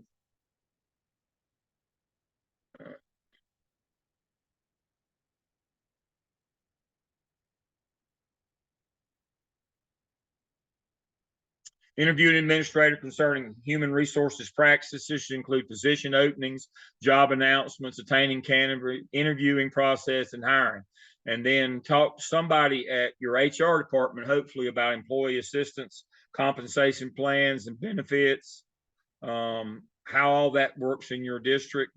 Now, that employee assistance is a double-edged sword for principals. I'll tell you that right now from personal experience. That one can jump up and bite you. You better know the rules on employee assistance. So I had I had a lady with a substance abuse problem in Charlotte. The problem was is she was getting employee assistance. Well, I appreciated that, but what that meant was is I couldn't even get a long-term sub. They held her position because she was getting treatment for her substance abuse. You got to know stuff like that. What is our EAP in this district consist of? How much maternity leave? Was it family leave or whatever? Those kinds of things. That influences a lot of your decisions and a lot of things you can do. So that's that one. Interview the chair of your school intervention team. Now, I put SSST. Everybody knows that's MTSS. I figured everybody knew that. I might ought to change that. But sometimes they have these kind of crazy names. But that's your MTSS bunch. You know, your kids that are referred for discipline, for academic difficulty. Make sure and see where they, where you are on the 3 tiers, the 90 days. Find out where you are on that. I know everybody's supposed to have that already implemented, but not everybody does. Attend an IEP meeting, who's in charge, how are decisions made. You need to pay particular attention to the role of the LEA rep, and that's usually an assistant principal. Hopefully they're scripting the thing and knowing what's going on. We'll talk about that when we do the EC module. Examine policy on cyberbullying. Bullying. How would you respond to a harassment claim from a female student on a coach? Interview your assistant principal or other school disciplinarian. What are their biggest concerns about process and discipline? What system of discipline do you use? Observe a due process in terms of a kid being processed for discipline. Report what surprised you on that in terms of substantive or procedural due process. And what you're going to say is you're surprised how long the procedure took and how, even simple things aren't simple. And then field trip policy. And this basically covers extracurricular kind of things. And so those are your activities. Make sure you read through those and kind of plan them out. There might be, your principal might be gone. And so you might want to do some of these before people get gone. But those are your activities. All right. Questions you have on that? All right. Quick question on the discussion board activities. I assume the length is long enough to answer the question. Don't ramble. Exactly. We could all do better if we had more time. I don't need 4 or 5 pages, do it adequately. I don't know. Let me look. Let me pick somebody at random here that I liked.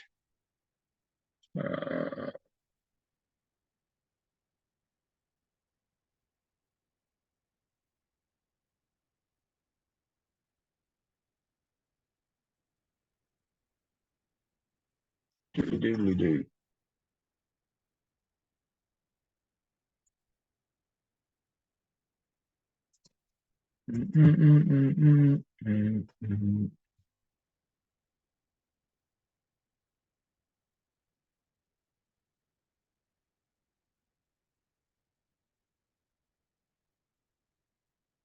Now, understanding we break these down a little bit differently. Let's see. I'm going to look at one right here.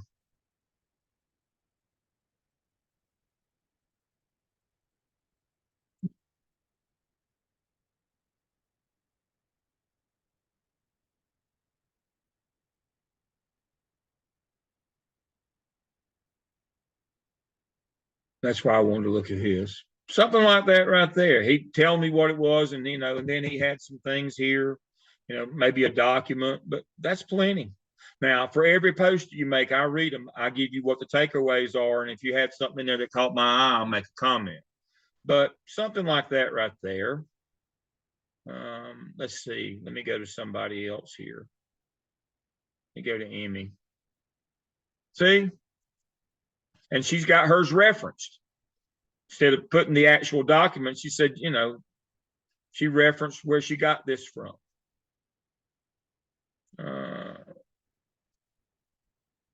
And we'll look at one more. Where's Liz? There you go. She started hers with the reference, and that's what she was looking for. And so right here, and she had, she had a reference. that's about the standard length right there, just to get it covered. But it's important that if you're referencing a document, or where did you get your ideas about whether this was good, bad, or indifferent? It came from your reading.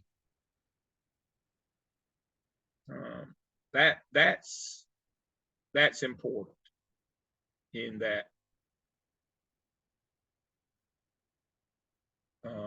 That you're just not talking through your hat off the top of your head. So that's that.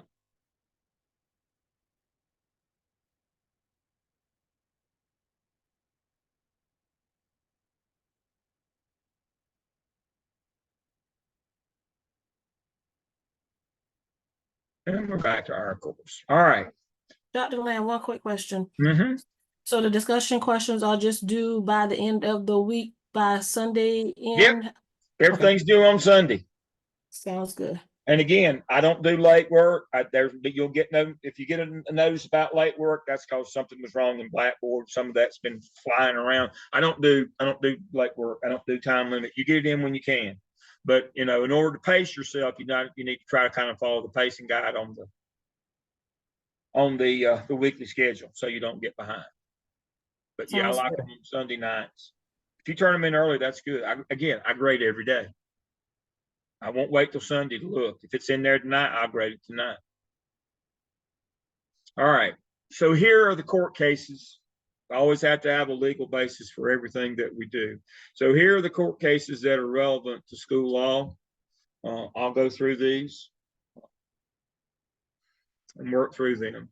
Modern schooling started in 1954 with the Brown versus Topeka Board of Education that said separate is no longer equal, which had been ruled in Plessy versus Ferguson in 1896. We promptly did nothing for 11 years as a society. Nothing happened until 1965, the Civil Rights Act. And so I was in school in 1966 when we finally, federal troops made us integrate schools in 1966. I remember it like yesterday, seeing kids come pulling in the bus, school, kids of color. Happened in 1966. Caused school consolidation because we closed the old system for black schools, and so it caused a consolidation, and we needed bigger buildings. And so North Carolina, the bigots that they were in the General Assembly at the time, promptly exited capital funding. It's now local responsibility. What does that mean? Let's talk about that for a minute. What is capital? Who knows what capital is? Stuff, buildings. Technology falls under cap. That wasn't even technology back then. We just had pencil and paper. But buildings, paying to get them built, paying for them, paying them to keep them up, the power bill, the maintenance. That's a big deal. In North and South Carolina in 66, in response to not liking to have to consolidate and integrate schools, the state got out of capital funding. Now, unfortunately, the people who ran North Carolina, the Powells out of Raleigh and the Spanglers out of Charlotte, guess what they did for a living? They built stuff. They weren't about to give up $1 billion business back when money was real money. So they just kept on building schools, but they didn't call them public schools. They called them community colleges. Why do you think there's a community college? Community colleges in North Carolina are as plentiful as drugstores and liquor stores in Florida. There's one on every corner. There's over 140 facilities in North Carolina, community colleges. The little poor county that I'm in right now tonight, we've got one here. And then they've got the satellite in the next poor county over in Polk. In my home county of Mecklenburg, we have 5 Central Piedmont campuses scattered throughout the county. 5 full campuses. My wife and I took a class a few summers back at the Levine campus, which is on the east side. We were the only class there all summer. They had a full staff. The whole place was open. They had one class all summer.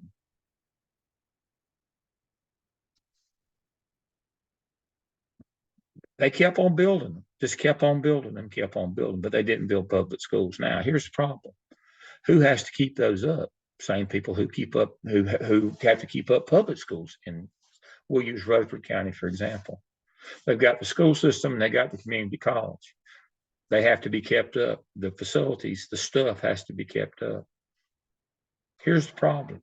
North and South Carolina, school boards are unempowered. What does that mean? They're unempowered. They can't levy taxes. When they develop their budget every spring, they can't fund it. They have to go to the county commissioners hat in hand and say, here's our budget, please fund this.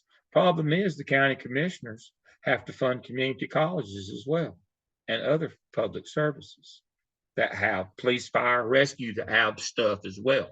Firehouses, police houses, jails, community colleges.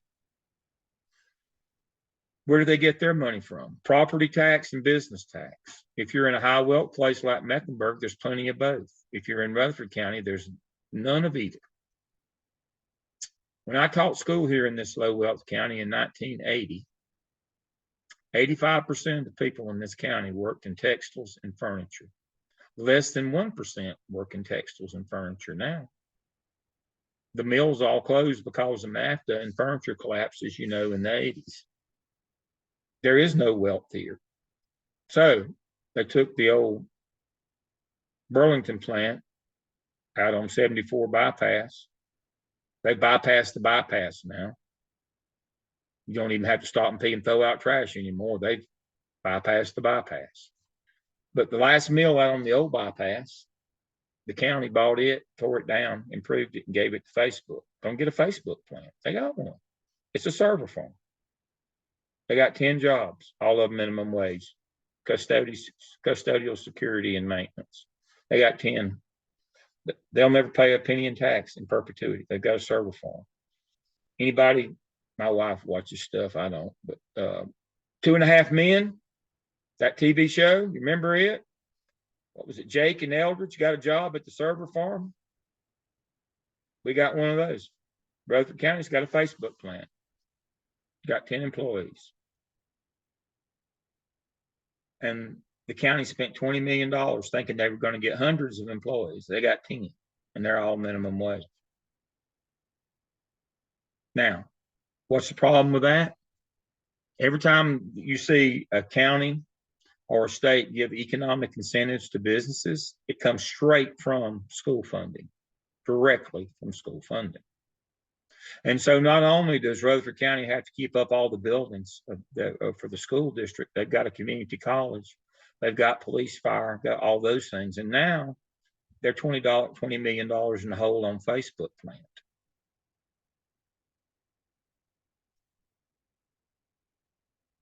Tough time. But that's what happened in 66. The state no longer takes care of your stuff, your buildings. You have to do that locally. That puts you in a bind. That circles back to the Leandro case. The low wealth districts say, we don't have a way to get more money. We don't have property. Property's not worth a lot. We don't have businesses here. You know, our budget is strained. We can't add extra money in the budget to educate kids, buy extra teachers, you know, reduce class size because we can't keep the lights on. It's the capital needs that are killing the educational needs in the low wealth systems. Let me say that again. It's the capital needs that are killing the educational needs in the low wealth. They're just trying to keep their buildings not leaking and pay the power bill so they can keep the heat or the air on. You know, and pay the bond payments back on the bonds that they let to build those schools. That's why they can't add extra teachers, can't reduce class size, can't put that extra $4,000, $6,000, $8,000 per pupil like Mecklenburg can. That's the problem. That all happened in 1966 as a knee-jerk reaction to, you know, having to integrate schools. We'll show you. Well, we're still feeling the effects of that today. That's in 1994. That's what that's what the Leandro lawsuit was about. Trying to, you know, after 30 years of that craziness, of trying to get that fixed. It's been 30 more years. We're only in worse shape now than we were then. So it's been 60 years shortly. Since 58 since 1966, been 58 years. And we're still in the same mess today, only worse than we were 58 years ago. But that's what has shaped. Now, this was, again, a state case, but it had national implications. All right. So school consolidation, North Carolina exit capital funding, South Carolina did too, now local responsibility. We had the first ESSA, Elementary and Secondary Act, which established titles 1 through 9. Everybody knows what Title 1 is, reading and math help, and Title 9 is equity. There's several titles in between.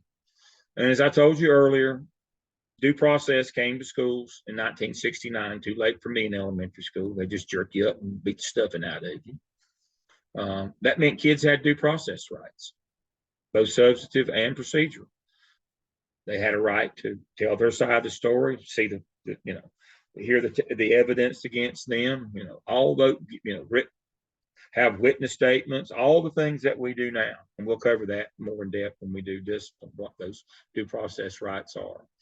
Swan case in 71, again, it was the national case on busing for integration. It was in Charlotte. Julius Chambers argued before the Supreme Court. He later became president of NC Central.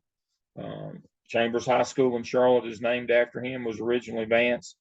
Now it's Chambers High School. That we needed to bus kids for integration, and that lasts for 30 years. Educational amendments of 72 ratified titles 1 through 9. Exceptional children joined us in public schools in they didn't come till 75.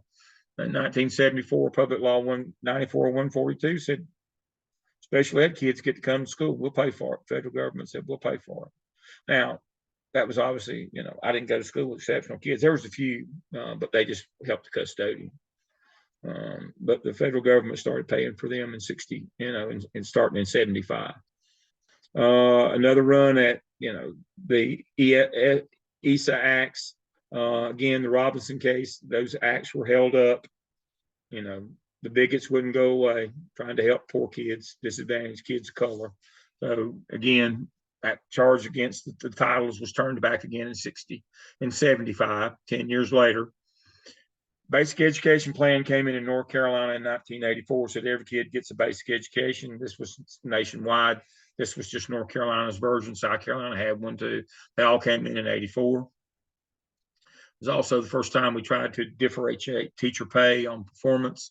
That didn't last long because you had to pay. That was the operative part there. They didn't want to pay teachers to be better. But what really came out of it was the standard course of study. Because when the basic ed plan was passed in 84 and said, the General Assembly patted herself on the back and said, every kid's going to get a basic education in North Carolina. And some smart guy in the back stood up and said, what is a basic education? And they didn't know. It took 5 years, but they wrote the first standard course of study in North Carolina. Big white notebooks. It used to be in school. If you got something that needs to be propped open like a door, they're big enough. Big white thick notebooks. They had a curriculum for every elementary course. Every high school course, every elementary area, areas. Curriculum took 5 years. And again, the General Assembly said, here it is, 5 years later. All right, you wise guys that asked what a basic education is 5 years ago, here it is. And the same wise guy stood up in the back and said, well, how you know they're getting it? And that ushered in the era of accountability in 1989. It was initially called performance-based accountability. Then the state ABCs announced the report card, proficiency and growth. So that's kind of the history of that. That's how we got to what we consider modern schooling now. The testing, accountability, high stakes, basic ed, our kids getting it, what are we teaching and how do we know they're getting it kind of thing. That's what school's about now. It's about making a good number go up, the bad number go down. When I was first principal, we just took the California Achievement Test. And we never even did a fidelity check. So what that meant, when you got your new reading adoption, the guys from the warehouse would roll it down, unlock the book room, roll it in there, set the boxes out. We'd take the test at the end of the year and we'd say, dang, they didn't even, that new reading adoption wasn't any better than the old. Nobody ever went to see if we actually passed the books out. So I inherited an elementary school and I went down to the book room and there sat, about 100 boxes from the last 10 adoptions over the last 30 years that had the same principal for 29 of them. sitting there in the book room unopened. They were still, they were still doing the Dick and Jane books like when I was in school. See Spot Run. That's a true story, folks. And so we have modern accountability now, where we test kids. We have a standardized curriculum, and now we test kids. And so that brought about the accountability era. I already mentioned the Leandro case. No change in the state funding formula. We still do flat grant.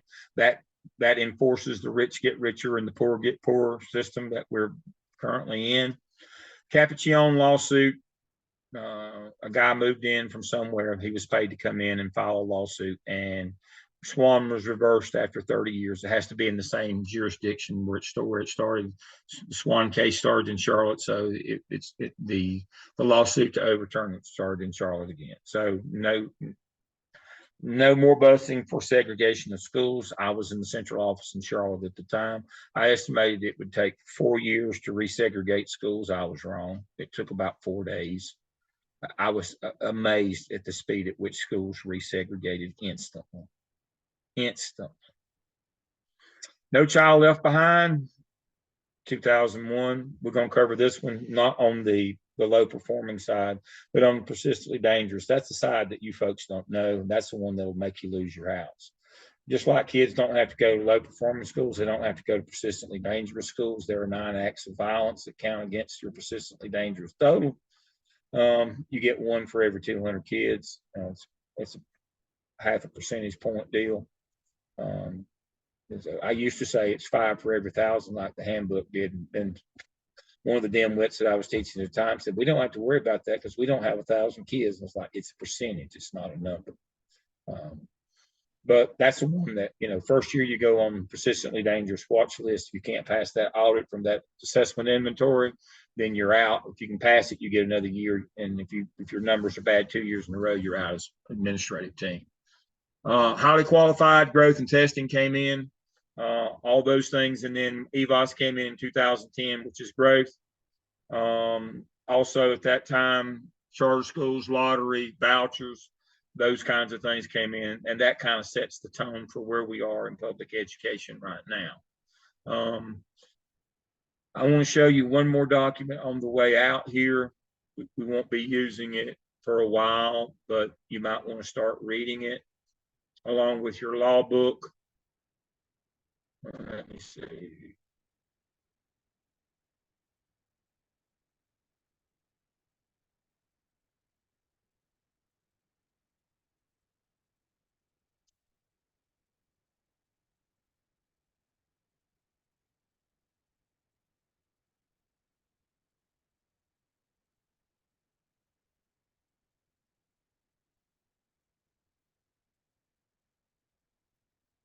There we go. Right here under module 7. This book right here will be your Bible as an assistant principal. You will use this more than anything else that you will use. This is Disciplinary Data Manual, Reporting and Procedures. It's 145 pages long. Tells you everything you need to know about school discipline, alternative schools, those kinds of things. How to report, what to report in Power School, reporting to law enforcement, bullying, cyberbullying, harassment. Everything discipline related is in this. This is a monster. And again, the principle is, and it says a couple of things that you need to be aware of. If your school district uses educator's handbook, that means that they have institutionalized cheating. There is no major, there is no minor.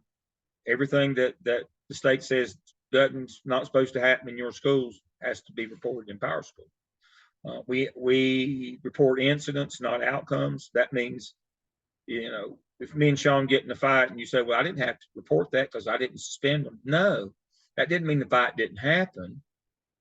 That's an outcome. State doesn't care about what you did to them. You have to report that it happened. Authority report. Remember the Office of Civil Rights report comes out of this too. Since 2014.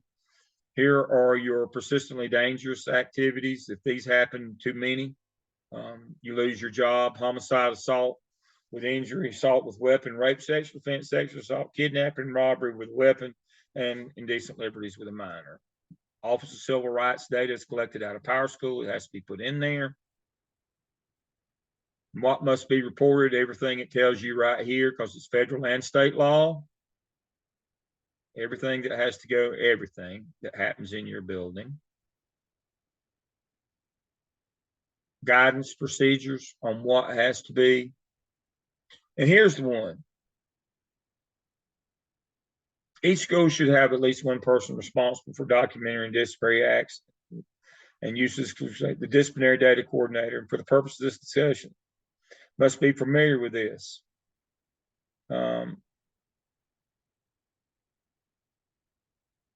The coordinator may or may not be the same person who inputs the disciplinary data, however, they're responsible. And that would be the principal. Because it says right here, regardless of who determines the data to enter and who enters the data, the principal is responsible. Period. And again, we report right here incidents. Right there. Not outcomes. We report incidents. And even if all you did was conference kid and tell them quit it, don't do it again, you still have to report it because that's one of the actions taken. You need to understand. You need to understand that you got, AP, you've got to be able, you'll have to learn this as an AP. You got to follow the due process, but then you've got to enter all this stuff in. Charlotte's in a big deal right now with, they said they didn't have any statistics on sexual assault, sexual offense. Of course they do. It has to be reported. And then you get into the underreporting of it. And, well, that wasn't, the perpetrator might be an adult, might be unknown, might be a student. If it happens on your campus, you have to tell the state about it, period. And there is no major. You won't read anywhere in that document major offenses or minors. That's just a way to edit and not put in everything you're required to put in to make your numbers look better. And it's all fun and games till somebody gets their eye put out, till you get caught, just like they're caught in Charlotte right now, underreporting. Because that the police, parents tend to go to the police, you go to a magistrate, and then they've got all these repeat police reports over here and they don't have anything in Power School. 24/48, 24 hours to get it in there. If it's an act of crime or violence, 48 if it's any other. You can't let them stack up on your desk. You can't say, well, we put them in educator handbook and then you don't download them. No. This is stuff that's easy provable that happened. And so, I'll end with my story from Vance High School, which is now Chambers. They hired a lady who had been a new leader for new school. It was alternative pathway. And so she'd carried a clipboard for a year and taken no classes, and they made her an AP at a high school. They told her to get suspensions down. Now, you folks would know, need to supervise better, make sure teachers, where they need to be, that we're not letting kids hang out in the bathroom, teachers are on their duty, all those things. All she heard was get suspensions down. So she just didn't put them in Power School. She just bootlegged her own suspension form. It's the third screen in Power School, a complete entry before you can get to the letter that sends, the official suspension letters, the third screen. She wasn't using any screen. She just made her own form, Xeroxed it, sending kids home. Of course, without them they just counting them present every day. So at the end of the month, back then we had our own servers in CMS before we went on the state servers. When we did our data download at the end of the month, they've been averaging 170 different kids getting suspended for about 800 days, was their normal advance. 0. And they called me. They said, we're going to flip the switch. That means they'll turn our money off that month. We won't get our disbursement of our money. And so I went hot-footing it up there. And I thought, well, it's got to be a technical issue of some kind. She said, no, they said get suspensions down. I just didn't put any in. But you've counted all those kids present, and the state has sent all that money. And now you've got a bunch of EC kids that have exceeded their 10 days as well.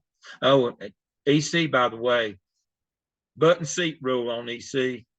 We'll talk about that. Button seat rule. Button seat. If the kid's butt's not in his same seat, that's a change in place. That counts as a day, whether it's a bus suspension, ISS, bouncing, rolling, as they call it in PBI. If his butt ain't in his seat, that's a change in placement. That counts as a day.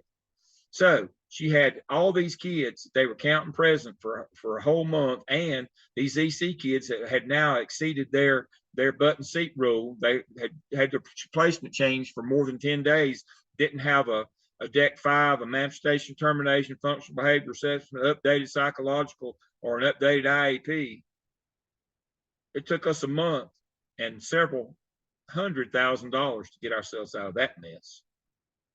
And my wife, the nice CDCI lady, said, well, what happened to that nice new assistant principal? I said, she didn't have to go home, but she couldn't stay with us. The parade wave. That's real, folks. This is about your house. Don't ever forget that. All right. I told you everything I know and some that I didn't. But it's like Jackson Brown said, the only time that seems too short is the time that we get to play. This is our time to play. This is what I live for every week. I will be here every week. I will read every bit of your work. There is no job in the world to me more important than training great principals. I love these classes with all of my being. I hope that you will find value in them. All right. I have a question, Dr. Lamb. It's time for questions now. Dr. Lamb? Yes. I have a question. The assessment inventory walkthroughs? Yeah. We just have to do one. That's right. Yep. You just have to do one. Okay. All right. No, that's fine. You just have to do one. But you're going to be amazed at how thorough it is and how many things you're really in charge of. Now you say, well, Dale, where'd you get that document? Well, I used to be in charge when they came through in CMS when we had the state audits. And I followed that woman around and I took notes and pictures when she wasn't looking. And basically I stole the state assessment when the state assessor comes out. I stole hers. That's the one that they'll use when the state comes. It's exactly where I got it. You didn't think I was smart enough to make all that stuff up, think that stuff up, did you? I just stole it. Steal is such a nasty word. Well, I borrowed it. They don't want you to know what they're going to assess you on when they come, but they don't advertise. And so, but I mean, my father told me a long time ago, son, you will never be the smartest fellow in the room, but you can always be the most prepared. That's his effort. Well, there you go. Yes. Well, the document that you just showed us with the 164 pages, 6 pages, that's what was for North Carolina. Is there one specific for South Carolina, or that's just across the board? Yeah, there's one in South Carolina. DPI has one. I have to be careful about putting some of the South Carolina stuff up. They don't like that. Okay. But yes, they have one too. I haven't seen it, but I've seen the assistant principals at my school working with the data codes and hearing the conversation about it. Yep. They got one. They got one. Are we in the same groups as last class? Yeah. Awesome. Love it. Thank you. Yep. And you won't change this semester. You'll stay with your group. Look at all my group members smiling. Good. Go Team 4. I like that. I like that. No, you need, I like the relationships that you build with your teams and you start working well together. Why would I want to change that? I like easy. I'm going to go Staples and get me one of them easy buttons. School administration is hard enough. We need to do the easy stuff. If half our group is gone, do we still just stay with that group? Well, if you want to join somebody else. No, I like my group. I'm just there you go. Okay. As long as a group is 2 or more, isn't it? As long as if you want to do 2, I have a lot of folks want to do 2. We're grouped together then. Then good. If you got 2 2s that want to join together or a 2 and a 3, I don't mind that either. But I tell you, it's easier to work with 2. We're going to have to pick up our feet and run this summer. We've got 16 weeks worth of work in 10 weeks. That's our first problem. Second problem is school's closing. We're in closeout. We got to, whatever the quickest way that we can get stuff done this summer is the way that we got to get it done. All right, if I had hair, it would be on fire this summer. That's the way the summer is. We have a lot of stuff to do. Look at all those different things I've got you doing. We have a lot of stuff to do. And those conversations that you have with those people, two things: you learn stuff, but number two, it puts you out there. People begin to see you and change their lens of you as well when you start asking and being involved with them. And Dr. you Lamb, I blame got me two for this questions for stuff. you. Dr. Lamb, can I ask a question? Well, I have two questions. One, with the groups, I'm joining back. So are you going to place me in a group? Because I didn't see myself in a group when I looked on. Jessica, would y'all let Blackboard. her be? Would you let Lynn Ann be with you? I'm fine with that. There we go. Or she can be Thank with you. Whitney and I. Whitney and I only have her, myself, and her, so we're All open right, as well. you All right, okay? wait, we claimed her. She's ours. Either one's fine with me. Thank y'all for being so hospitable. But my second question is, so for South Carolina, the teacher working condition survey, It's the is teacher that survey. It's the same thing. that's the state survey? Yeah, it's on the state report card. Your principal's got a copy of it. Yeah. Okay, and the same They thing do for a the teacher EBOS parent report, right? and they do a teacher parent and student And survey in South yes. Carolina, don't they? Yeah. Is that the Internship. same thing for the EBOS report? The Yeah. EBOS report? No, the Okay. EVOS in South Carolina is SLOs. And in the high schools, EVOS is gone because the company switched over and the state has not bought Yeah. a new EVOS program. Yeah. Equivalent.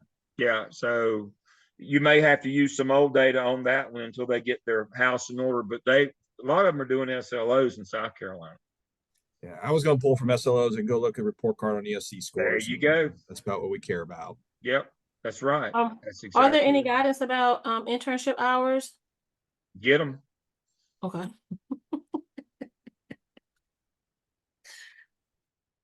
Get 100. I know it's going to be tough. Now, do we get any hours for like in the past last class we have so many hours for each task? Yeah. Okay. Yeah. I don't This know. is nitpicking. Oh, sorry, Dr. Lamb, go ahead. I was jumping in. I apologize. No. What do you think? 50 hours? Get 50. Y'all will be able to get 50. Now, I know you've only got like 5 weeks, so that'd be 10 hours a week, 2 hours a day. If you can get 2 hours a day for 5 weeks till school, is pretty much done. I mean, you can lay down the road at school in July. Everybody knows that. There'll be nobody there. So you got this week and 4 weeks in June, and then everybody goes home. I got a question about those. 2 hours a day, it'd be 50. We'll give you 25 on each of your evidences this summer. How's that sound? That'd be 50. I have a question about the hours, Dr. Lamb. Yeah. Because I was told that we could start the hours earlier. April. If you started in April, you were smart. Yeah. Okay. Because I started the end of April, so I already. Yeah. You're good. Okay. There you go. That's what I was talking about. If you hadn't got any hours now, I'll cut the deal with you to get 50, and we'll count 50 on that. But if you started in April, kind of like when we told you, that you could start, then it shouldn't be a problem. But I we'll already work got it like out 20 hours. Yeah. Good. Out there, that's good. So for those of you who were running short from the spring and didn't get to start in April because you didn't have your spring hours done, get 50 this summer and count 50 for your 2 evidences. But again, you've only got 5 weeks. You don't get the whole 10 because school will not be open in July. When the 4th hits that week and then principals can't take vacation until July and they back theirs up against that, I don't think you'll see anybody back in schools till at least the last week of July this year. Everybody's all in this work-life balance now. I don't know what that means. I'm not smart enough, but I get it. I don't blame them. It's not of my generation. And I'm an empty nester. It's just me and my wife, the EDCI lady. So, that's different. But, I don't work in public school anymore either and have the stress of that. So I get it. So don't depend on school being open in July. Figure out a way. I'll approve most anything. I was at DPI last week fighting. They're trying to move it from 500 to 1,000. I represent the private colleges on the commission for principal preparation. So I was at DPI last week. I actually put a necktie on, looked respectable, shaved, took a bath. But I was not pleasant in my comments about the idiocy of trying to go from 500 to 1,000 hours. That's impossible for our folks. The only way you could do that, you'd have to give your job up and be a full-time intern. I don't like that notion either. There's no guarantee your job will be there. If there's not a job for you, that you can go back and no. We need, I think, it's just my opinion. I've been doing this for 14 years. I think we do a better job.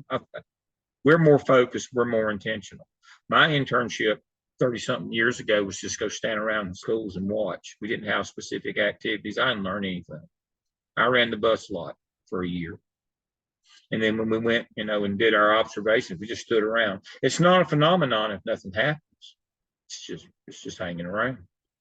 But the year I did my administrative internship was the year that we changed from student bus drivers to adult bus drivers. Yes, I'm that old. And I ran the bus lot for a year, getting people driver's license, blood tests, taking them and doing that, driving the buses, finding, making all my coaching buddies, they would try to hide from me, make them drive buses.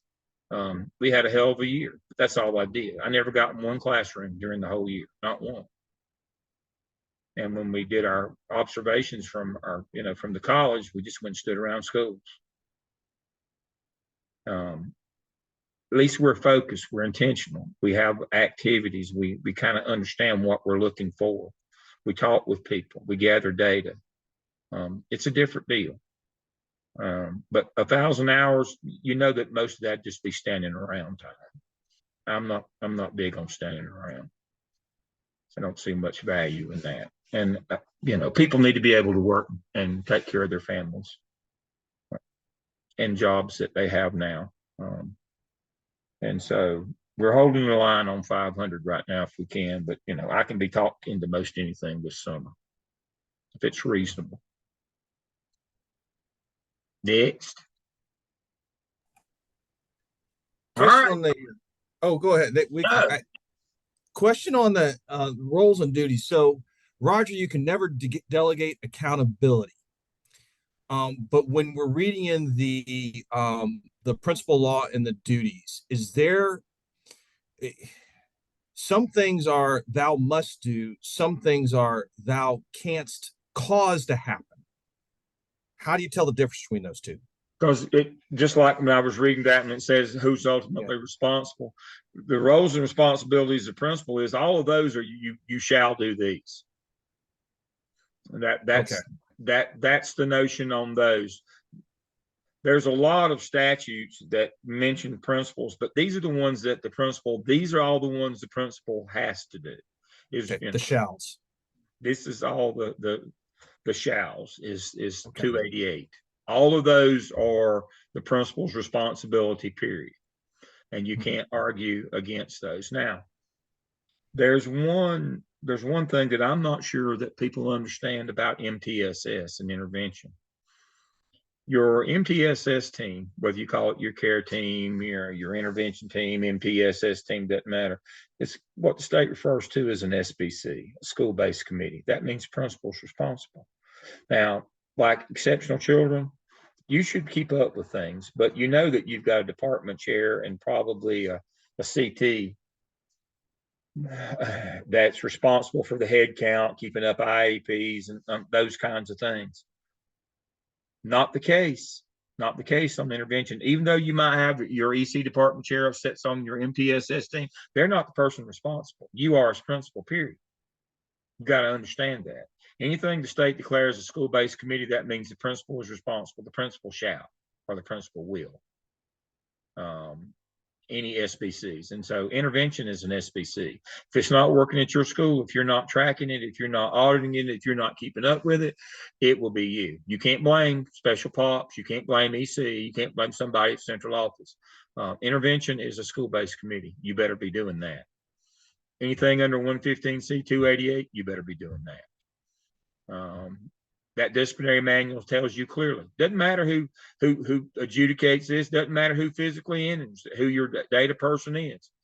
The principal is responsible if it doesn't get them. So if you got somebody that's running a black bag job and they're putting an educator handbook and it's just disappearing and never getting to power school, you get caught. That'd be the principal's job. That's a class 1 misdemeanor, means you lose your license, by the way. Any of the things on 115C 288 that you don't uphold, or the disciplinary data manual, that's a class 1 misdemeanor, which means is you lose your license, period. You used to say that in the handbook. Principals complained and they took it out. I was like, why are you complaining about it? Well, it seems like a threat. Well, it is a threat. If you're not, it's only a threat if you're not doing your work. And so if you're not doing what you have to, my biggest task when I was in central office at CMS was get people to quit cheating, because they were dumb cheaters. I mean, if you're going to cheat, at least be good at it. In my doc class in methodology, 738, I have Dale's top 10 ways to cheat with data. And I tell them, I'm not telling you to cheat with them. I'm trying to say that you'll know when people are cheating so that you're supervising, so that you don't get yourself caught up in their mess and lose your job over their cheating. At least you'll know how they're doing it. But I tell them all the time, what you're saying is you're smarter than me. That may be true. But if I catch you, I'm more powerful than you and I will fire you. So this is a simple, this is a probability. Do you think I can catch you or not? Don't cheat. At least be good enough that I won't catch you, but I probably will. But understanding there is no mercy when I catch you. I don't have the authority nor the temperament for mercy, because the law says you'll do this or not. You lose your license, we can't employ you. It's a class 1. You get your state pulls your license to be a principal. I can't employ you as a principal. You don't have to go home, but you can't stay here. You lose your license, you lose your job. That's what we're talking about. All these things carry a class 1 misdemeanor, which is an automatic revocation of your license to to practice in that state. That means you have to go home. It means you can't practice in anywhere else. You lose your house. Unless you can get a job at, I don't know. Walmart's hiring. I was going to say, I'm jealous of that guy that stands there at the door and greets everybody at Walmart, except I'm not that pleasant. I couldn't get that job. So, you lose your license. That's why I said these things cause you to lose your license. All this stuff is a class 1 misdemeanor. Now, you may lose your freedom. There is one case that we're tracking. We're all tracking it from last semester. In Bellingham, Washington, state of Washington, for the first time ever, 3 assistant principals have been charged criminally with not reporting disciplinary incidents. Let me say that again. Have been charged criminally in Bellingham, Washington. When? Now. Right now? Right now, wow. They have been removed from their job and been reassigned, and their court case is coming up, I think, later on this summer. They've been charged criminally, not just civilly. Criminally for not reporting sexual assault that happened on their campus. Criminal charges. They could go to prison. Now, I've got one where a lady punished a kid and assistant principal and punished her and made her, they put her in jail, but that was a different. But these, all they did was simply not report. They didn't threaten a witness or a victim. They just simply did not report. They have been charged criminally. I've got it. Look under number 7. I think I've got it under module number 7. But I've got one. 3 assistant principals charged criminally. We could Google it. Just Google 3 assistant principals, Bellingham, Washington. They've been charged criminally. Now, all these other things that I've talked about tonight are class 1 misdemeanors where you lose your license. That's losing your house. But you could also lose your freedom on some of this stuff if you do criminal things. That malpractice, that criminal negligence, if you do, if you do stuff like that. But they simply didn't report. That's a game changer there, folks. That's some real teeth in that disciplinary data manual, reporting manual, isn't it? If you could go to jail. Gross misdemeanor, punishable up to 1 year in jail and $5,000 fine. That is correct. They've got a criminal charge. They're facing a year of jail time. Yeah, that puts some teeth in that reporting law, doesn't it? If they're going to charge you criminally. Great day. Yeah. Yeah. Through all 3 have been reinstated. Jury trial starts in August. There you go. That's a game changer there, folks. That's some real enforcement there on that disciplinary data manual. And I can tell you right now, with the climate in the General Assembly in North Carolina, I'm guessing in South Carolina too, they'll jump right on that. They'll be happy to fall right into that pattern because they're real big on metering out punishment. Anybody involved in public schools, I can tell you that. That's scary. All right, y'all go home. Y'all got to go to bed. I have to after a while too. I got to build a couple surveys from Qualtrics tonight. I've enjoyed our time. We can always have time for questions. You're never bothering me to ask questions. If you don't know, you need to ask. All right, I'll see y'all next week. Behave yourselves. Thank you.